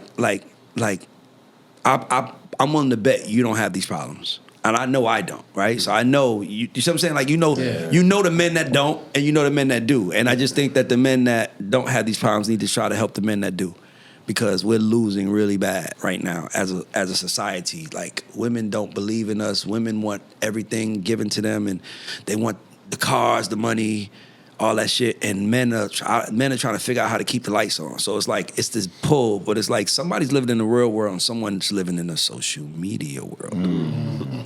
Someone lives in the social media world saying, well, her man bought her this, and everything you saying is not your neighbor. It's not your neighbor who you actually did. It's the motherfucker. Come on, bro. Social media was used as a marketing tool. If someone puts it on there, it's because they want to sell you something. Whatever it is, I don't know. It might be just sell you that I'm sexy and you should follow me, but they're selling you something when they're posting. Your stupid ass just buying it. Rather than asking yourself, what's this nigga selling me? That's how I am. What is he trying to tell me when he does that? And then it becomes easier for me. The real pimps. Absolutely. Yeah. Absolutely. Yeah, I feel like what you're saying about men talking to each other, right? I'm somebody that no matter what, when somebody I fuck with, when they're talking to me and they're telling me about their relationship problems, I'm listening. I really pay attention. You know what I mean? And I'll hear somebody talk to me for weeks and weeks and weeks, and this is a specific story, right? And weeks, months telling me, I really got the perfect girl. And I'm cool with it. Like, I'm listening. I listen. For sure. You listen to you don't judge. That's dope. And then there's a day where the same person walks up to me. He's like, man, you know what? I'm about to leave this bitch. She thinks, you know what? She's the type of girl, and he's going crazy. And I was like, shut the fuck up. Enough. I was like, what are you saying, bro? You have one goddamn argument and the world is fucking over. You better go over there and apologize and shut the fuck up. Let it go. I said, so what? You came over here thinking that I was going to give you the advice to tell you that it's time to go? Or, yo, you should go fuck this girl. Or you should go. Get the fuck out of here, bro. Go back home and talk to your girl and tell her you love her. I'm going to tell you something.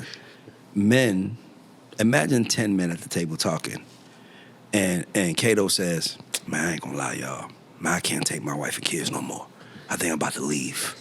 And we like, yeah, you deserve to get the fuck out of there. Yeah. You need to leave, because you deserve. Men are celebrated when they choose their family. Women are celebrated when they choose themselves. So, And we gotta stop that. Because now we have women thinking, why is he not buying me things? Why does he want to talk to me if he doesn't send money in my Cash App? What the fuck happened to us?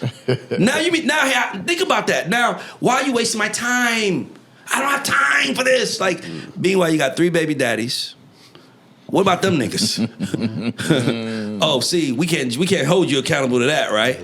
Come on, bro. That was the past. Kevin Samuels. That nigga spirit is running through me. Because he wasn't wrong. He wasn't wrong. He just, it's like, man, listen, a woman could come in here and say, hey, what do you have? He has to be 6 feet. He has to have a 6-pack. He has to make 6 figures. He has to take care of his mother. He has to have a big dick. And all these things she gonna say. And guess what we're gonna say? Girl, yeah. What nigga walk in? What kind of girls you like? Man, I just like really light-skinned, pretty girls. You're a fucking colorist. We hate them. And it's like, I don't like big girls. Oh, you're body shaming. Come on, man. I ain't never heard somebody say a nigga getting called fat was body shaming. When you call a woman fat, you are body shaming. Fat or skinny. Nigga, You can't fine win. even, you're body shaming. So we live in a society now where men doing men things are now frowned upon, and that has to change. Men should be allowed to be men. Like, let your sons go outside and play with fucking sticks and fucking get dirt, because that's what boys do, right? Like, let men be men, and I feel like women don't like who men are, so they just kind of like keeping us in a box of who we must be to get them. And we're smart. We're doing And you know it. where else they're fucking up because Tell of that me. thought process? The sons. Oh, yeah. They're trying to you shouldn't do that. Talk about... You shouldn't do, you better let my son do whatever the fuck he wants. Come You know what I'm on, saying? Like, Bro, it's so fucked up, bro. And it's like we gotta change, man. And I'm watching it be destroyed, and I just can't believe it's like normal to us. Like, damn, bro. Like, you meet a chick today, and tomorrow she telling you, you know, if you pay my rent, my throat is yours. Like, bitch, what's your last name? You know what I'm saying? Like, let's get to know each other first. Yeah. I want to take care of mine, but can I get to know you first? It's like, no, my Cash App is such and such at Mortal Kombat 2. I respond to text based on how much you Cash App me. Let's stay there for a second. Okay, let's stay this. Let's use logic, ladies. Do you think you're gonna meet the man of your dreams who's really gonna love you and take care of you by sending you money to your Cash App? You're starting off transactional. When does it get real? That's why everybody's so unhappy. It's transactional. I give you something, you give me something. I don't look at it like that. It's my nigga. I'll come fuck with you. I mean, transaction. It's just whatever we around, we fuck with each other. Call it a day. It's just crazy, bro. Listen, we are cooked. By the way, my favorite new personality is Paul Pierce. That nigga is I hate Paul Pierce up until like 4 days ago. No, nigga, like I hated that nigga. Like I'm a Knicks fan, number one. So he's he bossed it, but he was just a shit talking nigga. Yeah. And it's like after watching him do that cook thing about women being cooked, I was like, this nigga's incredible. I love that nigga now. So now I tell women you're cooked. And they be like, is that a bad thing? You gonna disrespect me? No, cook means ready. That nigga said, do you eat the food when it's marinating? No. Do you eat the food when you cleaning it? No. Do you eat the food when it's cooking? No. You eat it when it's cooked. So I was just saying to you, baby girl, you're ready. You're in your prime. Paul Pierce been talking that shit. Yo, I'm telling y'all, he's gonna be one of the biggest. If he goes that route, listen, any man that goes into villain mode in 2025 for the next 2 years, he's been unfiltered. He's about to kill it. He's been unfiltered. I remember that live where he was live streaming with Kevin Garnett. Yeah, it was strippers. And he was talking about it like he was like, yeah, I'm about to go fuck on some of these hoes. And he's like Garnett's looking at him like, what the fuck are you doing? We're live, bro. You know what I mean? He's like, yeah, word. You know what I mean? Like cool, whatever. You know what I mean? But it's super dope. You know, outside of all that stuff, as a music exec, and thinking about Young Thug being home now, and it seems like there's a little bit of delay in the music. If you were talking to him and telling him what you expect of him as an artist, what do you suggest what approach do you suggest he takes? Do you think this is the smart way to do it? I think if I'm in a room with Thug, I think the way I work is the first thing we got to do is reverse engineer it. I want to ask him, what role do you want in this shit 12 months from now? right? It goes back to like WWE. Like, you want to be a villain? You want to be a heel? Do you want to be this? And I think that the streets are dead. I think the streets are dead, and I think that they should be trying to figure out how to make the best music they can with another angle on the streets. Because I think that's the hard part. Like, Thug is a real street guy. Like, that nigga stood in the feds and was like, I'll die in here before I like, that nigga's a real street guy. And I think that in the streets that matters, right? And I can understand how he feels. Like, in the streets that matters. That nigga stood tall. But music, it don't care. It don't matter. It's like, it don't matter. It's like, you would think that the streets had control over music like it once did, but it doesn't. So if I'm Thug, I'm like, yo, bro, who do we want to be? Like, remember, he didn't come in he really came in on some different shit, wearing the dresses, wearing the pink on it. I'm like, nigga, let's go back to where we started, but like, let's leave the streets alone for a minute, because, nigga, the streets are dead because the police are watching everything. I feel like there is an intent to take hip-hop down. Easily, yeah. I mean, I think it's an agenda, and it's like obvious. Like, dog, think about this. Name a male rapper that's been hot. Think about, like, Pooh Shiesty. He goes to jail. He was the hottest shit. He goes to jail. Think about it. Tory Lanez is in jail. This nigga was one of the biggest stars. He's in jail. Like, niggas ain't get Dirk is in jail. Thug just got out of jail. These niggas are in jail. NBA By the way, Youngboy, NBA yeah. Youngboy, these niggas are in jail getting locked up while they're legit. These niggas ain't in jail from the streets. And then these niggas are being in jail from rap music. It's an agenda to take rap down. That's why female rap is winning, because it's fun. It's only just shake ass, get it sexy. Male rap is, who are you? Where you from? You got credibility, nigga this. And it's like, that don't matter to female rap. That don't matter no more to the world. So it's like, I think the world is going to move on from hip hop and the street credibility thing. I don't think it matters no more. I don't think it's going to happen. Wow. It's true, though. Even when you watch these streamers, right, one of the things that we know for a fact, I mean, anybody that has their head on right, you know for a fact that a lot of the shit that's going on are scripted. Yes. Like, you know it's scripted. Everybody knows it's scripted. It's However, planned. it's still funny as hell. We knew wrestling was fake for a long fucking time. Wrestling's popularity has gained so much. Everybody's watching wrestling again. Everybody knows it's scripted. It doesn't fucking matter. We're here to watch a show.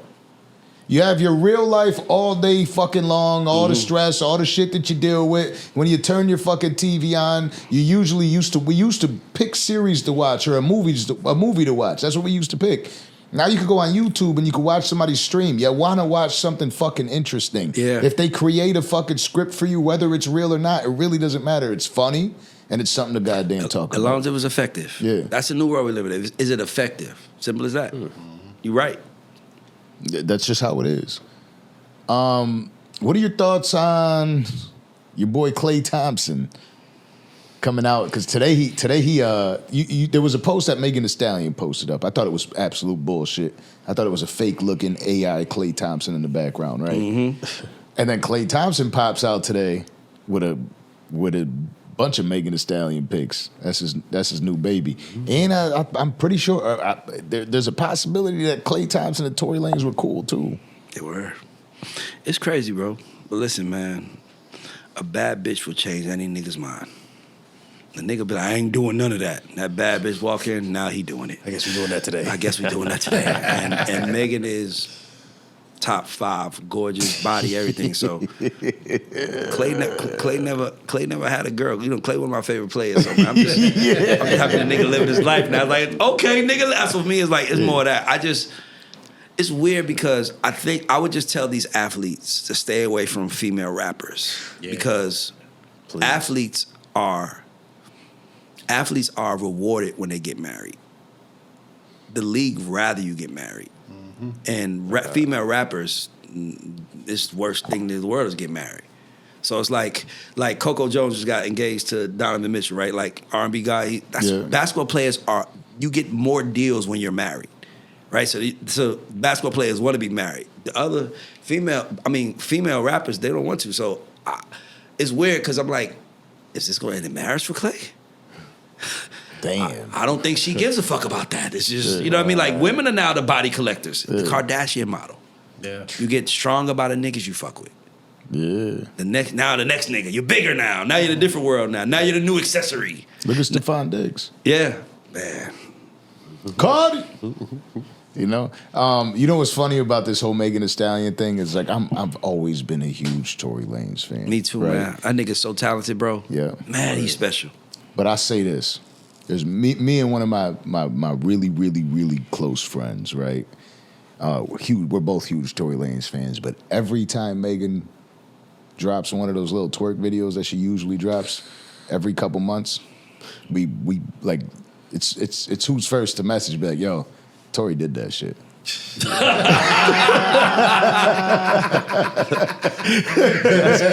know what I mean? But because it's like, yeah, he definitely did that shit. Because you forget about everything when you see, you know? Yeah, you damn sure do. Yeah. This is how men need to talk. So usually, I used to, for the first... More of that, by the way. You're right. Yeah, for the first like 175 episodes, I'd be terrified to talk about this shit because I walk in the house and it's like, you said this. It's like, come on, bro. Reality is reality. I told my girl one day, I said, listen, if you're Colombian and Venezuelan, okay? If you don't think that if Romeo Santos came up here and started doing the little, you know... started singing to you and shit like that. I don't think your panties are gonna get wet. You're out of your motherfucking mind. Let me talk how I talk. You talk how you talk. I know you talk with your girls a certain way. Let me talk with my boys a certain way. But not only you know that, what I mean? listen, that's my point. Men are barbaric. When you hear us talk, that's what I'm telling you, dog. This nigga Donald Trump, 2 weeks before the election, got caught on camera audio saying you can do anything you want to him. Grab him by the pussy. And everybody thought it was over. And that nigga ethered everybody who thought it was over. And he said, that's how men talk.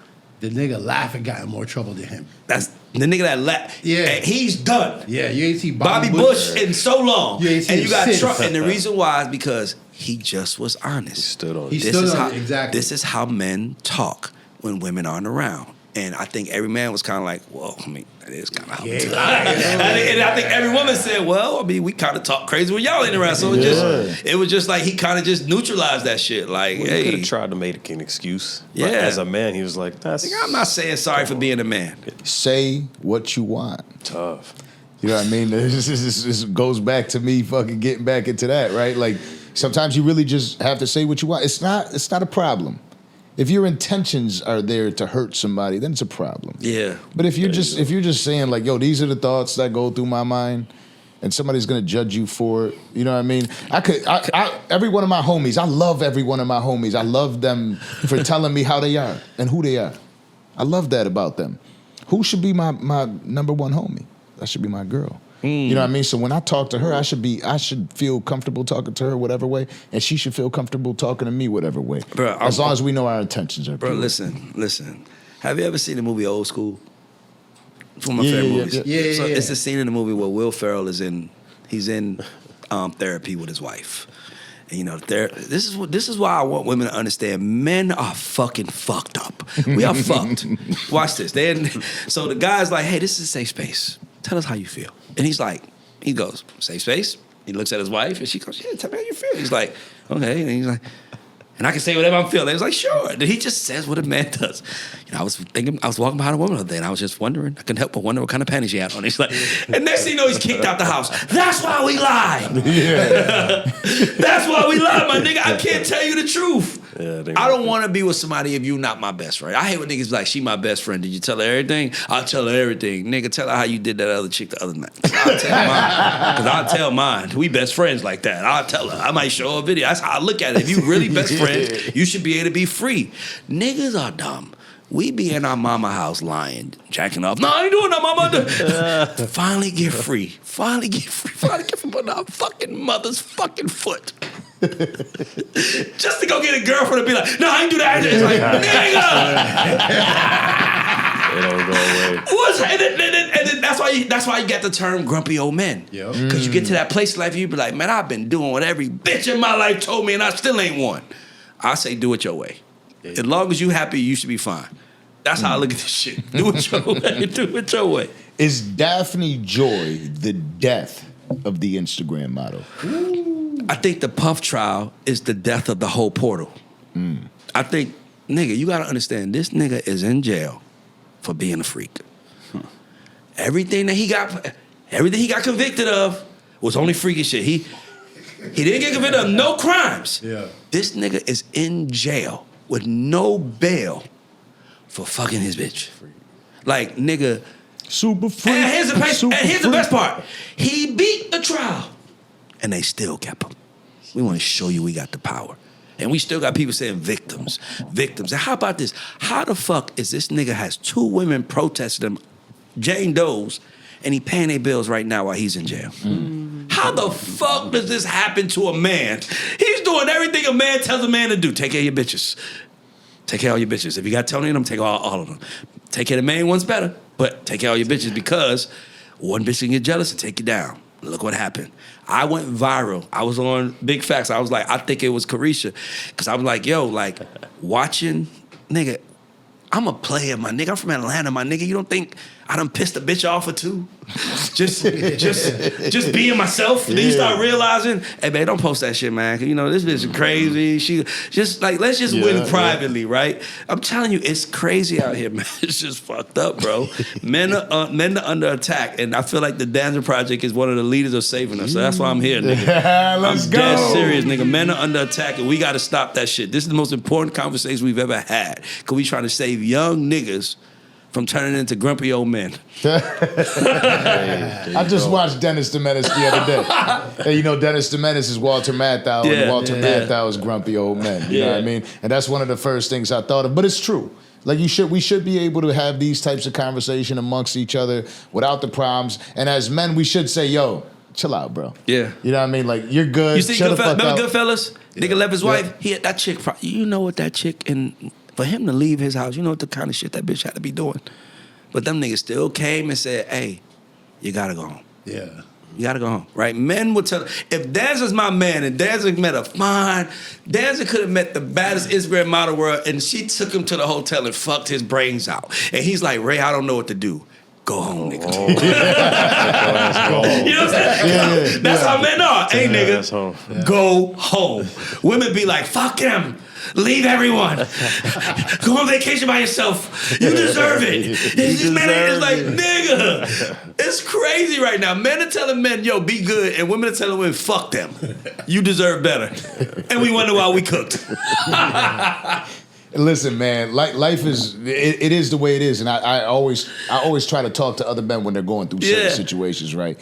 I got a boy that's going through a bunch of shit with his BM, right? Like almost too much shit. Yeah. And I'm trying to like give him advice, and I'm like, you know, one thing about me is I'm just honest. Yeah. You know, my girl comes up to me today and she's like, hey, well, fuck it, let's speak on it. I like speaking on it. Number 3 is on the way. Okay. Nice. Now the world actually knows. Thank you. Let them know, right? Let them know. It's time to let them know anyways. Yeah, congratulations. So my girl's like, you know, I was gonna, work a little bit more, and I was, if you're fine with it, I was like, yeah, cool. As long as I don't mess with the money, it's cool. And I said, plus, you know, if you want to help around anything, it's cool. And she was like, well, if I'm gonna be helping around, maybe you can help around the house a little bit more. I said, damn, all I'm thinking about is go ahead and pay the Netflix bill. You know, I don't know what the price is now. It might be $59.99 because I get an email every month that it's going up. Yeah. And she's like, I'm just glad that because she's trying to talk shit. You know, she's feeling it right now. Yeah. That ultimate feminine energy is when they just get pregnant. They're ready to fight. You know what I'm saying? So she looks at me and she's like, I'm just glad that God gives me the opportunity to take care of the things I need to take care of. I was like, cool, you're welcome. I was about to say, really? Yeah. You know why? So I said, you're welcome. You know what I mean? And she looks at me like, oh, this motherfucker, he wants to go to war. So I'm going to walk out the door, and she's like, oh, babe,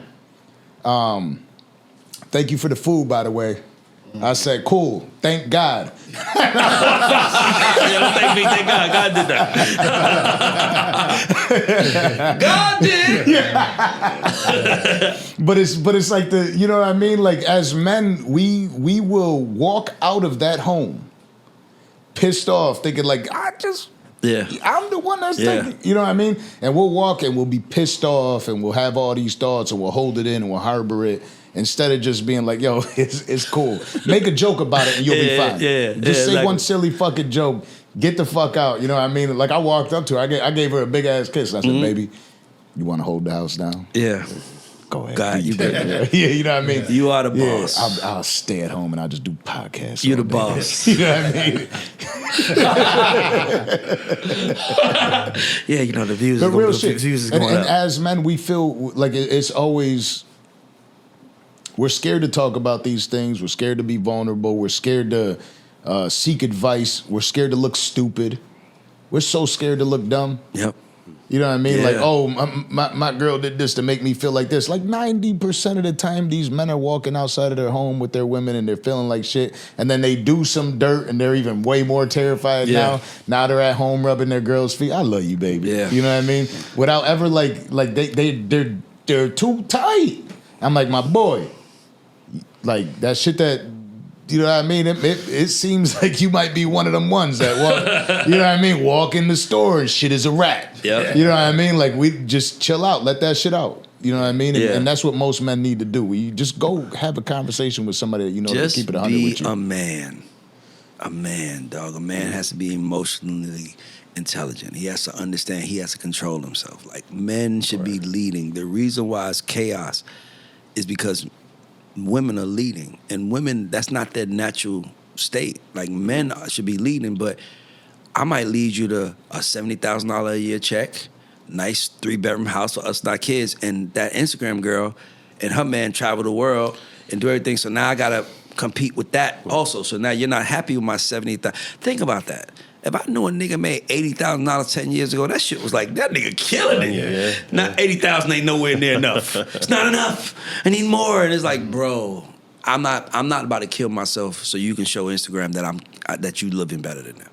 I'm not. I'm just not gonna kill myself for that. You gotta feel that yourself, and then we can still live better. But I'm not gonna kill myself to qualify you. It's what's really happening right now with all these men. We're qualifying women. Women are saying, I'm beautiful. How do you know I'm beautiful? Because I got 300 men paying me $20 a month to see my ass. Like,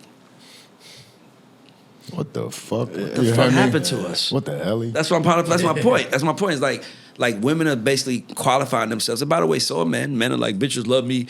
If you spending money, they don't really love you, my nigga. Like, they love what you do. They love the transactions. That's all it is. And if you got it. Yeah, Wayne started that shit. Yeah. I said that shit. I said Lil Wayne started trick culture. Nigga, I'm from the South. In the South, nigga, we heard we don't do shit for bitches in the South. Nigga, go listen to A-Ball and MJG Space Age Pimpin'. Nigga, I'd be obliged if you step outside. Come on, nigga, Wayne was the first nigga to talk about it ain't tricking if you got it. And that generation ran with that shit. Yeah. Now we live in trick generation. Name the first nigga that started bragging on tricking. Trick Daddy. Man, Wayne said. But anyway. Wayne said, I don't give a fuck if you fuck every nigga you knew. Nigga, but he said, I pay bills, call me Buffalo. Like, he has been the person that has set up. Wayne is responsible for the whole portal too. Wayne played a role and lead the whole portal. Because I want to fuck every girl in the world. He's been out there like, oh my God. Yeah, Wayne has played a big role in this whole culture too. Yeah. You know, I love Wayne though. That's my nigga. We talk Wayne, about part owner of OnlyFans. He should be, by the way. he definitely contributed to that, but we talk about this dynamic about men versus women and leading in the leadership role. Yeah. With the current president, I can't help but think about how things would be different if we had a female president.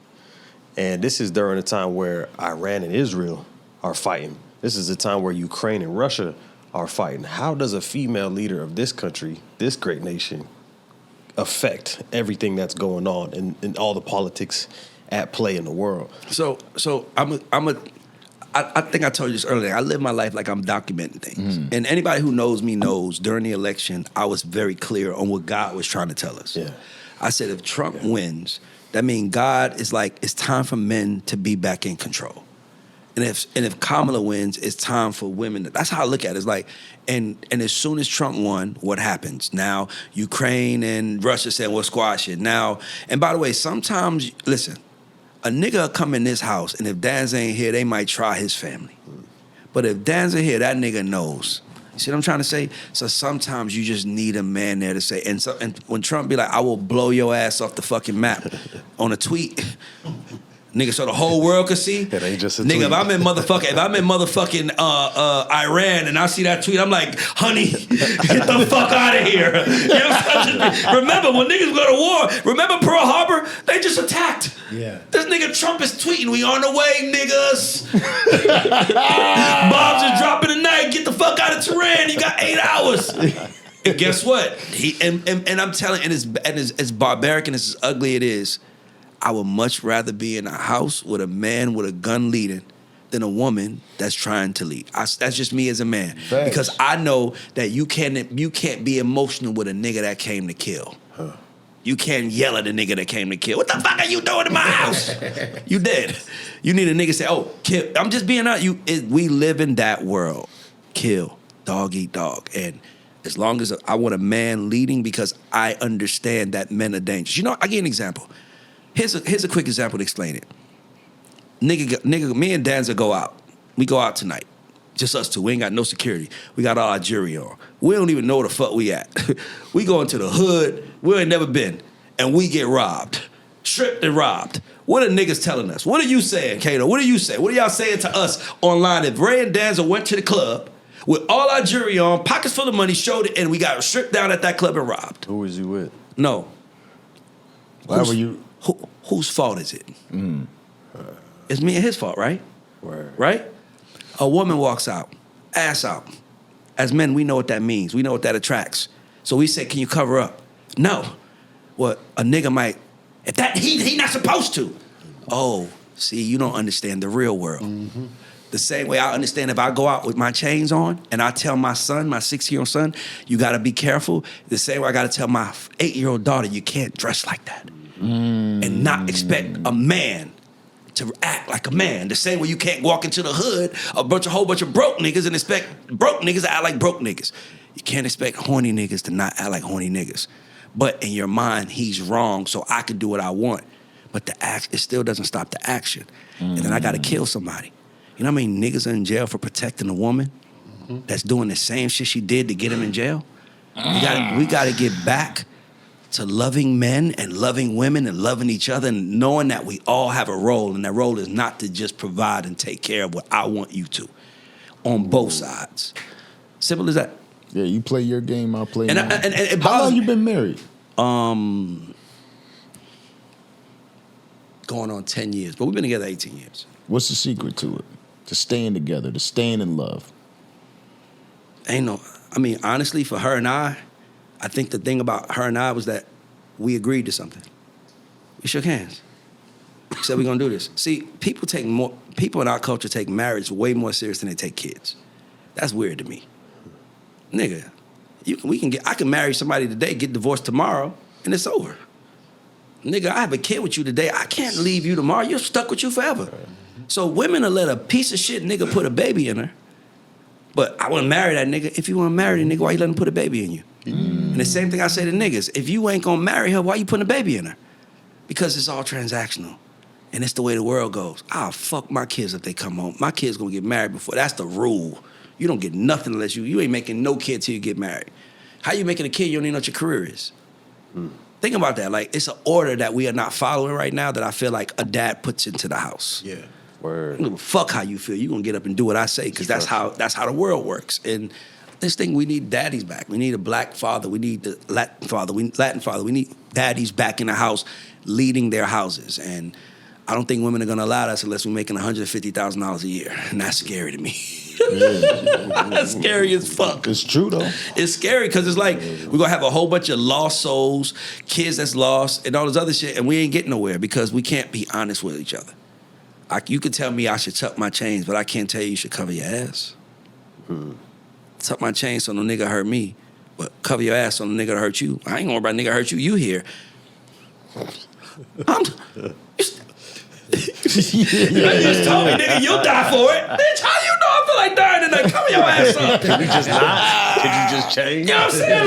Like, we are the only culture that say protect the women. How can I protect you? I tried to tell you not to wear that. That was me protecting you. Now you want me to really physically fight, shoot a nigga, end up in jail. Yeah, bitch, my nigga killed by me. He's in jail doing 25. The kid, no one's raising the kid. What are we talking about? We need emotional, intelligent people leading right now. I know if me and Danza get up and yell at each other, there's a chance that somebody dies. That's the difference between men and women. Women fight, we laugh. Men fight. He going to get a gun. I mean, it's just it's just differences. And for me, it's like we have to allow that to be. And right now we're not. You got chicks just writing checks that niggas is getting killed to cash every day. Not gonna be over here. It's so true though. It's like too true, right? My girl the other day, she got and we had Gene Deal up here. You know, obviously y'all know the story. She was putting my kids in the whip to get out. She left the gym. She put my kids in the whip. She's coming home. So the whole day was crazy. There's a million scenarios that happened to, like, the Diddy voodoo was, you know what I mean? Like, it was there. Real. And, like, this dude's tire blew out. Tried to Kid Cudi me. Gene's flight. Everything was everything that could have gone wrong went wrong. I'm sitting down. I'm going to just do the interview. I'm going to start it with Gene. I'm going to wait for Kato to get here. Boom. Phone rings. Me, Gene, Orlando in here. What happened? My girl, she's like, I just got attacked. I'm like, what happened? I got bit by a raccoon. And I'm like, oh, shit. Now she's pregnant and got bit by a raccoon. So it's daytime, so obviously the little motherfucker got rabies. Yeah. You know what I mean? Wow. So Gene's like, we're already late as hell. So Gene's like, yo, go take care of your family. So I get in the whip. I go down the street. It's not too far, like 10 minutes away, and I'm there ready to fucking fight the raccoon. Yeah. Where is he? You know what I mean? Like, where is he? She's like, I gotta go in there. I was like, yeah, go in there, wait. So now, like, my kids are in the whip. I'm looking for this goddamn raccoon. Micheal that nigga. Or somebody with him. Somebody with him gonna die. So I had a conversation with her, and she goes, oh, you don't understand. The raccoon was going crazy. You wouldn't have done anything to it either. And I'm like, are you out of your fucking mind? I would have grabbed that motherfucker and slammed his head into the wall. He would have died on impact. Period. I don't give a fuck if it's a dog or what. The first things first, that's my girl. Next thing, my kids are right there. This motherfucker's gotta die. And my kid is in your stomach. He already bit you, so he could bite me all he wants. I'm smashing his fucking head off the wall. He gonna know not to fuck and that's with it. But that is the difference, right? Yeah. The man's mentality, a woman can never understand it. Yeah, because we know the capability of the person on the other side. Like, we understand. So it's like, a man protecting his family is leading them and teaching them how to maneuver through the world. That's how a man protects his family. He don't physically. I think we got that part fucked up. Like, that don't mean I gotta give my life up to protect you, especially if you're doing some stupid shit that I asked you not to do. Like, that's the only people I go that far for is my kids. Right. Hey, don't go in that water. You going to water? I don't give a fuck if it's 100 sharks. I'm going the fuck in. Yeah. I'm getting my kid. That's just me. But you, adult, don't sit right there. I want to sit here. And you die. Motherfucker. Yeah. I told you not to sit right there. So that's my thing. Like, I protect by leading. I protect by teaching. I protect by educating. And I got guns everywhere, but I'm still like, I don't want to go to jail. I don't want to kill nobody, but I also not going to let nobody harm us. So everything I do is going to be in self-defense no matter what. I know my intent. So as long as I know that, we good. But don't put me in a position where I got to defend myself because my man going to beat your ass. Hey. You don't even know this nigga, bro. Like, it be... Matter of fact, don't even argue with a nigga. If a nigga say something disrespect you, walk away, come get me. I don't even talk. I don't even like niggas talking to mine. Don't even talk to a nigga. Talk to me, nigga. I'm here. Word. Fuck you talking to her for? I wouldn't talk to yours. You know what I'm saying? It's respect for each other. Right. Yeah. It's men understand men. Yep. Facts. That's how I'm too. Can we come back? I just want us to be able to come back. Just let us back. just let me give you my opinion without you cursing me out. Yeah, facts. How do you do it though, right? Like, Kato, you're the guy in the room that is the single guy. You can live your own life right now. Talk to me. How do you... This market. How you go about it? Women? Yeah. It's interesting. You got to understand the ecosystem that we're in down here in South Florida too. The competition is insane. Like he said, 150,000, that's the bare minimum. You know what I'm saying? You're competing with millionaires, billionaires. This is Skyami, the skyline. You know, international destination. You got people coming here from Colombia, Brazil, Dominican Republic, Puerto Rico, Jamaica, Bahamas. Everything's passing to and through here. So the ecosystem is all fucked up. As far as navigating it, I hope I know you in person. I hope I get to work with you and see how you are on a day-to-day, how you treat people before we actually engage. I don't want to meet you at the bar. I'm tired of shopping at the bar for my potential mother of my children. Yeah. You know what I'm saying? Like, it's just not realistic, not in this day and age. It goes back to perspective and how what women are expecting of a man. You know, social media has ruined all of that. Mm-hmm. Like you said, like, they're competing with the women that are selling pussy. Yeah. Making hundreds of thousands and millions of dollars. Mm-hmm. And that's who they want to be like. So if you can't add that to their lifestyle on a 9 to 5, you got no shot. You're not pulling the baddest or the most attractive women or anything like that. There's a concept that you should aim for the 7s and the 6s, because the 8, 9s, and 10s are nothing but trauma, nothing but trouble. I don't know if that's real or not, but it's rough, man. Yeah, mean, I guess the 8s or the 9s and the 10s, right? I guess now they are, the way you would determine a 9 and a 10 right now is probably how many followers she has. Yeah, right? How much clout she got. I hope she got less than 1,000 followers. Yeah, well, that's going to be rare. I need you to be closer to the ground. But you know what? You know what I think? I think that this is a real thought I got. I think that a lot of us men right now, we see a bitch that's fine, we see a woman that's fine, we're still going to wonder what everybody else thinks if she's fine or not. For me, when I see a woman that's fine, I'm like, I know that cost. Mm-hmm. Somebody had a... I know. I gotta be looking. I'll be like, how do you exist without a nigga that just says, here's my credit card, do whatever you want? How do you exist? Because there's no work around. Only way you can is if you sell it. It's like, how? Yeah. Either you sell a pussy or you have a man that's taking care of you, and I guess you selling his. I guess, I don't know. I guess he's paying for it, right? He's leasing it. Word. Listen, pussy is like Spotify. That's what I tell people. Women are like Spotify. Let me tell you why. Man, listen, man. My Ray Daniels 1 Spotify profile, I got some amazing playlists. Man, I love my playlist. If I don't give Spotify that $9.99, that ain't my motherfucking playlist. I paid $9.99 for access. There was a point in time when you took care of her, and it was a one-time fee, if you will. You know what I'm talking about? Like wedding, you know, car, ring, and it was like we live happily ever after. Nigga, that's just a fucking appetizer. That's what you can buy the CD. We ain't even got started yet on what I'm expecting. Bro, it's crazy out here. The expectations are so crazy, bro. I just laugh now because I'm like, man, these niggas gonna just quit. These niggas gonna just quit. These niggas just gonna quit. These niggas gonna just go to fucking Dubai, go to another country, bring something back that's appreciative and keep it in the house. And tell her the only rule is you can't be on Instagram no more. Passport boys. Yep. It's a whole Swear. thing. It's a real thing. It's a movement. And it is. They are like Spotify. A lot of them out there faking their streams too. Like they they be like, tell me this pussy mine. It is. As long as you pay a $9.99 fee at the first of the month. I mean, if you're not, I'm sorry. It costs $9.99 a month to have this. Now it's like, nigga. Me and my boy were talking the other day. He's like, yo, this joint just hit me up. Boom. Cool. She's here. I don't see her though. And I'm like, Missy, show me the picture. You know, it's a social media joint. And I was like, oh yeah, I see her. He's like, no, I don't see her anywhere. I said, I see her. You know what I mean? I'm almost nervous telling this story right now. But I'm like, I see her. She's right there. He's like, where? I said, that's definitely her right there. And he turns around, he's like, nah, that ain't her. He said, Mom. He said, is that her? You know what I mean? Like he's looking at me like, God damn. I'm like, yeah, she's faking her streams. Yeah. The picture's got the ultimate filters on it, my boy, but that's her. So he's like, it can't be. But and I said, tell her to come talk to you. I think filters should be illegal. Or I think it should come with a warning, like, you know, parental advisory.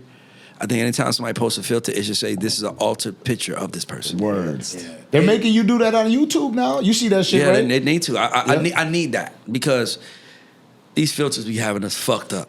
And men are so visual.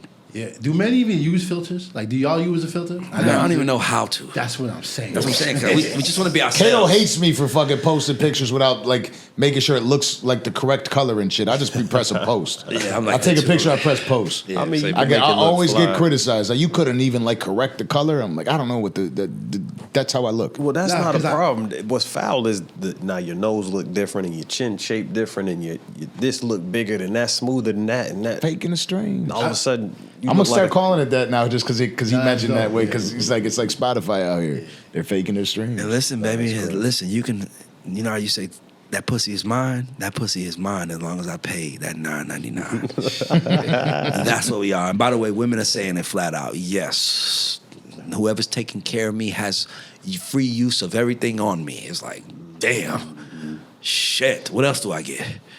After that, like, I mean, I can use anybody's body. Like, can you help me? Are you smart? Can you can you raise my kids? Like, niggas is dumb, bro. Like, let's be clear. We be blaming women, but it's really us. It's really us. As long as she got a fat ass, she could be a terrible person. And as long as she got a fat ass, we gonna chase her. And he could be a terrible nigga.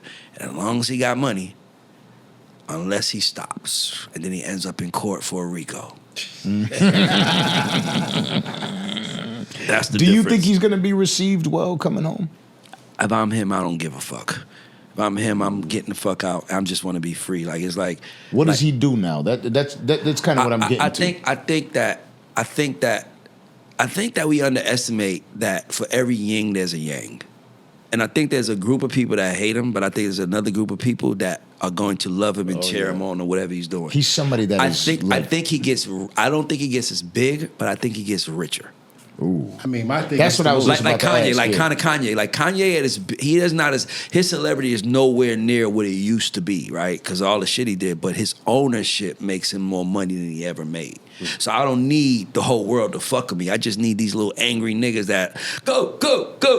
Here's so good. He just makes music for them little young angry niggas, and nigga, he's rich as I've ever been. He gonna keep getting rich. But I go ahead. I was gonna say I keep saying it, but I think he's gonna do the exact same thing Russell Simmons did. Leave. Yeah, go to I Bali. would, and by the way, chill out. I would if I was him. Yeah. Fuck all of y'all. Yep. Fuck everybody. Every nigga that called me for when they need something but didn't say nothing, fuck y'all. I'm not fucking with nobody if I'm him. Yeah, except Nigga. Kanye. That's the only nigga I'm fucking. yeah. I ain't fucking with no. I'm dead serious, nigga. Fuck all you. Dog, let me tell you something. I'm fighting for my life. Not one nigga said, yo, pray for him. You gotta say free him? Pray for him. Nobody pray for. Come on, bro. If I'm him, I'm getting the fuck out of here. Word. If he stays, he just wanted to be here. I'm leaving. Nigga, I hate y'all niggas. That's what he should do. He should go back to being a mogul. Yeah. Get back to being that entrepreneur that everybody wanted to be. When That's what I was everybody asking wanted to be. for. Diddy, go back to that. All them companies you had to step Yeah. down from. In the midst of all this shit, go back to that. Yeah. Please don't come out here and jump on a stream. Yeah. Please don't do that. Well, because he was going through the war with Diageo, right? Like, and then my thing is if he wants to get back into things like that, and you're talking about getting richer, right? Would it be tougher to get into like the liquor industry now and people not wanting to work with him? Because that's what he was facing back then. Well- they're leaving us black men out. Well, it kind of goes And then back to what boom. I said. He doesn't go to a Diageo, right? A global company. Johnson & Johnson sells baby oil. What? Now Johnson & Johnson sells liquor. Yeah, no, I was gonna say he leaves a Diageo and then he goes partners with a smaller distillery and Okay. now he has to sell it. You know, But like he's got a lot more ownership But he got in a it. lot more ownership. He got 70% of it. So I could see that happening. By the way, he's the machine no matter where he goes because he's the machine. So to me, it's like don't go chasing, just stay the machine. I think he needs to get with people like Mark Wahlberg, The Rock. He was with them. But we'll get back to I it. don't think they're gonna fuck with him. Those guys wouldn't because their brand is more in line with the Yeah. side of America who hates him. Yep. I just don't want to see him do like Will Smith because the bounce back has not been great for him. Will Smith bounced back from what? The whole Slap? the slap and the red table exposing and all this. I think that was all on brand. But nobody respects Will as a man like they did before this. I can understand that. Like I think it's on the other side. I just think you're right. You're right. I think But that goes right to what you said initially, right? Like, shouldn't give a fuck. Yeah, like my thing was I don't give a fuck what like, they hey, think. listen, Will in front of the greatest stage in the world smack the shit out of somebody disrespecting his wife. I guarantee you he has to never worry about that again. And to me, if I'm Will, Yes, that's I know. enough for me. I call if it I'm Will, listen, let me tell you something. I love when you show me who you really are. Don't fuck with me. I love that. Stay there. Don't fuck with me. I went through that already. Hey, look, if I'm Will, I bet Will's the happiest he's ever been. He like, cause now nobody fucking with him. Yeah, word. Yeah, leave me the fuck alone. I called it the greatest slap ever. I think it is. And by the way, The Chris only- Rock deserved that shit. Hell yeah, he did. He listen. Yeah, He didn't deserve it. Listen, if you're in the hood, your mama or daddy gonna tell you, you gonna make fun of a lot of people, but eventually somebody's gonna punch you in your fucking mouth. And as long as you're okay with that, keep doing it. Keep rapping your shit. And I think that you got so big that you didn't think it, and you was fucking with them. But you don't know these people are human. You don't know what they dealing with. You don't know what she said to him. She could have said in the car, "I'm so tired of him," and you don't know. And you made the man react. And I ain't saying that Will was right, but I'm saying I would smack the shit out of him too if I was Will, knowing you fuck with everybody. Yeah, I'll say Will was right. Yeah, me Shit, too. fuck. And by the way, I like Chris Rock. I love Chris Yeah, Rock. But like, facts, hey, bro. facts. It's okay. We It's just a slap. when you from the hood, you know, you make fun of the wrong nigga, sneakers, he's gonna come and smack the shit out of you. You know that from the hood. That's all that happened, nigga. God reminded us who we were. The only other slap that was as good or close to as good, but it was a powerful slap was Nipsey Hussle's. Nipsey Hussle, yeah. Yeah. That was a really In good But, we slap. didn't, but Shirt Nipsey open. Hussle didn't slap a nigga that had a hit TV show on HBO. A nigga that sells out arenas. Like, this nigga Will Smith Saturday slapped Night Live. Chris Rock, my nigga. Like, hold up. So, as we wrap this up, we talked about the death of the podcaster. What's the best route to take for us? I'll say this. I think you're killing it because I tell everybody, if you're going to be working for a brand in 10 years or you're going to be one. Wow. And what you're doing right now with this Danza Project and your family and Kato and Omar, Orlando, I'm sorry, and your team, nigga, everybody who's sitting at, today is Friday or Saturday? Saturday night, yeah. Everybody's at the club partying right now is going to wish that they were sitting around somewhere plotting, putting in work for their future. You have to build a brand. Think about this. You have people who are running around or delivering food for niggas as a career. Like, and then them niggas go home and order food for themselves for somebody to deliver. Like, think about the world we in. Like, nigga, you better be a brand that's on, because it's going to be a never-ending cycle. The only way you're going to be able to stack them bricks on top is if you can sound with the Danza Project. And that's a brand that has respect and everything. I've been working 3 years to turn the Ray Daniels brand into a 7-figure business because the Ray Daniels management business is a 7-figure business already. So I can't go from making $1 million a year to making 100,000, nigga. I ain't gonna get it. You know, ain't nobody gonna wanna fuck with me no more. You know, everybody gonna leave. You feel me? So for me, I've been focusing on building the brand. Build the brand, then the business. Everybody's focusing on the business and they don't understand the brand. Build the brand, then the business. Jay-Z was a built brand. Rockefeller. He changed the Roc Nation, and we roll with the brand, and all of a sudden they become sports. This. Build the brand, and y'all niggas is killing it. Hey, bro, keep killing it. That's all I can say, my nigga. Yeah. Like, I came to see y'all. Yeah. Nigga, I don't come to see people. I don't ask to do interviews. I've only asked to do 2 interviews this year. This one and the one I did with the Manager's Playbook recently. Because I said that was gonna be my appreciate that last. like a motherfucker. That's only because I gotta like what you represent to want to talk to you. I'm not gonna lend myself to a nigga that I don't believe in. Nigga, I might do some shit 6 months from now that's crazy. They gonna blame Ray was with them too. The Epstein files, the Danza files. What was Ray doing in that house? Nigga, I was just fucking pissing and fucking in an interview, you know? So you just never know. That's why you gotta align yourself with people who are of the same mindset that you are and of the same direction. And where I'm at right now is men need to be leading and being better for women. And I see this podcast as a leading engine for that narrative. And that's why I want to come here, because I care about all of us, and I feel like if 5 motherfuckers heard this and changed their life, we just changed 5 families' life. That's how I say that when you save a man, you save a family. When you, a man makes like a that. family because he's the leader of a family. We need to start empowering men again to be what men are, because men are going to be whatever we think we got to be to get what we want, and we know what that is. And it's on Instagram right now, in the bio. Nigga, Instagram is the new pussy store. Yeah, it Twitter's really the pussy is, store. yeah. It's the store for pussy now. Like, you want some pussy, go to Twitter. It's my exclusive links here. And don't you think I was gonna let you go just like that? There's the one, right? You had somebody run up in your shit, and I'd rather hear the story from you. Okay, so here's what happened. So this is the only day that my security is not driving me. I have a guy that drives me everywhere I go, right? Okay. And it's the only day because I had a pool party at my house for one of my kids. And I'm like, yo, stay at the house, nigga. I might come to the office. So we filming. And, nigga, I'm sitting there, and all of a sudden, this woman walks in. And when she walks in, she screams. And my assistant falls on the floor, and he screams, oh! And I'm looking like, I'm thinking that it's like a long-lost cousin. Like, I'm thinking like, oh my God, they're so happy to see each other. So that's why I stand, I'm like, and then he runs. He takes off, so now it's me and this fucking girl who he's running from in my office. So I'm like, yo, calm down, who are you? I'm sorry, what's going on? He killed my grandmother. Oh, shit. Who did? The guy that works for me? And she was like, yes. I said, if he did, I want to get him too. I'm on your side. Bitch, he ran. I'm from the streets. I don't know what the fuck you got on you right now, but I'm gonna be your best friend till you your get the side. fuck out this door. Bitch. Let's figure this out. Hold on. Hold on, I'm sorry. I Do you want a wanna hug? Would you like a hug? He hurt your grandmother? Let's get him. But can you tell me? And she was like, no, he'll tell you himself. Oh, wow.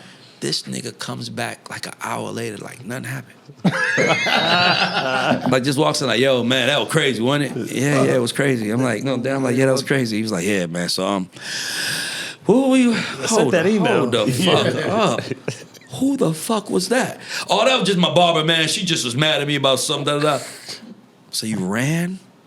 Well, I knew she was coming here for me, and I just figured if I run, she'll chase after. See, that's why men got to start getting back on their shit together. Nigga, don't ever leave me.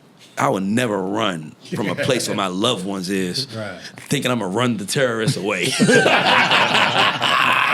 I thought me leaving the city meant they would follow me. You know the fuck they wasn't going to leave. Nigga, you ran. I was gonna use that word, and I was like, well, YouTube, I can't use that word, but that's the exact word. That's what I felt like it was. What? Terrorists. Yes, nigga. I'm like, yo, what the fuck going on? And here's the crazy part. I think he set it up. Yeah, and by the way, I said it to his face. It didn't make sense. Because he says, so you see how we got a camera right there? We're filming, and it's a camera. He sees her coming in. He's calling the police while I'm filming. That don't make sense to me. So he said, what you didn't know was because what happened was after he left and then she left, 2 minutes later, the police came. I thought I was on punked. Right. Because it was like what how the did it fuck? happen that fast? And now the police not like, who called the cops? Yeah. He did. So the cops were like, a guy did and a girl did. So this nigga calls the cops. Imagine this. Imagine I see the surveillance camera right now. I see a nigga I know want to kill me coming in. And I call 911 to tell all y'all niggas to run. That nigga coming, y'all nigga coming, run. Late. He calls 911 and then he runs. leaves. That's crazy. But what was his intention? If he intended to, if the whole thing was intentional. He to me, I think that he likes attention. He's an artist. And I think that he set that shit up. I really believe he So he didn't do anything to her grandmother. Create a story. Man, first of all, he said the girl is a barber. That's the first part. If she's a barber, that means she's cutting people's hair every day. How crazy could she be? Nigga, I ain't stupid. It's something ain't right about Somewhat adding up. it. I'm gonna figure it out too. It's just the behavior. I'm gonna figure it out. He's under a current investigation. Because it's like, nigga, and the reason I say that is because he's an artist, and I don't think he's good. And if you work with me, I tell people, like, I think it's because even if you're not good, that don't mean you can't be good tomorrow. But Right. I should tell you why you're bad. So every time I tell him why he's bad, he just looks at me like he likes me talking about him. So I'm like, I think this nigga likes the attention of seeing me care. You understand what I'm trying to say? Like, you gotta remember this nigga, he ran up on me like 4 times. That's how he worked for me. I would be in Lenox Mall and the nigga would just run up on me with a, like, and I'm like, you know, I saw, cause that was me. It was like, let me get this nigga a chance. But he also is an extra nigga, so I feel like he set that up. I'm gonna figure it out too. And if I do, I'll let y'all niggas know. So 2 sets of police came? The police that she called? The police that both called came at the same time. And they was like, we got 2 calls, but then I only figured it out because when they came in my building, they didn't want to talk to me. So I'm like, hey, how you doing? So this is my building, and I have a girl that works with me. My partner is a girl. So the police tells me to stand in the corner and pulls her to the side. So I'm like, oh, he must think that like I'm the bully in here. So I didn't mind, but then he was like, yeah, a girl called. That's why I want to talk to the girl. So she called. So think about that. Y'all both called the cops and didn't say nothing to nobody else. Why would she call the cops if she was coming to hurt him? Yeah. And why would he call the cops if and not tell us? Something ain't right. Yeah, that's wild. Nigga, listen, bro. I'm gonna figure this shit the fuck out. Cause I always say to people, I'm always like, cause I talk that to people, I'm like, you can fake it. You like you just said, sometimes you can fake it, sometimes you can make it. So I really think that he was like, I'm gonna fake it and get some attention. I really believe that. Damn. I'm gonna get that nigga. He works for me. He works for me. You better believe if he did that, I'm gonna scare the I'ma do something to him. I'm gonna have that nigga think a plane about to crash for him in it, nigga, and then be like, got your ass. I knew it. Because he got you good if that was the case. That's a bitch. Yeah, because your face was just like, what? Nigga, can you imagine a nigga imagine someone busting that door and Kato takes off running. And he's like, he killed my mother. And Kato's right. You looking like I've been knowing this nigga all my life. When the fuck he do that? I do the same shit you did. I'd be like, he did it? Let's get it. I'm going to get him right now. Nigga, I know where he went, but you're going to have to tell me the story first. Yes, that's what I said. I said, if he hurt your grandmother, I want to get him myself. Can you tell me what happened? And she said, he'll tell you. He'll tell you. And then I asked him what happened. He was like, nothing. I'm like, oh, they set that up. Strange. That's cool. It went viral, so I guess I ain't tripping. Yeah. But my mother's a straight street mother. My mother's like, yo, you be careful with a nigga running from a bitch like that around. That's what my mother said, because he ran from a bitch like that, he'll run on anybody. You know, a girl. Yeah. So yeah. Facts. Right. Could we do this like at least once or twice a month? Bro, I'm in the middle of something right now that I might be in Miami, period, like once a week to do something. So I fuck with this, and I feel like this is like my coffee table man space. Yeah. You know what I'm saying? Like I go to some places and I talk music, but to me this feels like the place where I could just be a man. So nigga, anytime I'm coming. My boy. My nigga. Man. My dog. I would hug you. I would got Daphne, but my nigga over there. Yes, sir. This is the Danza Project, baby. Orlando. Yes, sir. Sign us off. Yeah.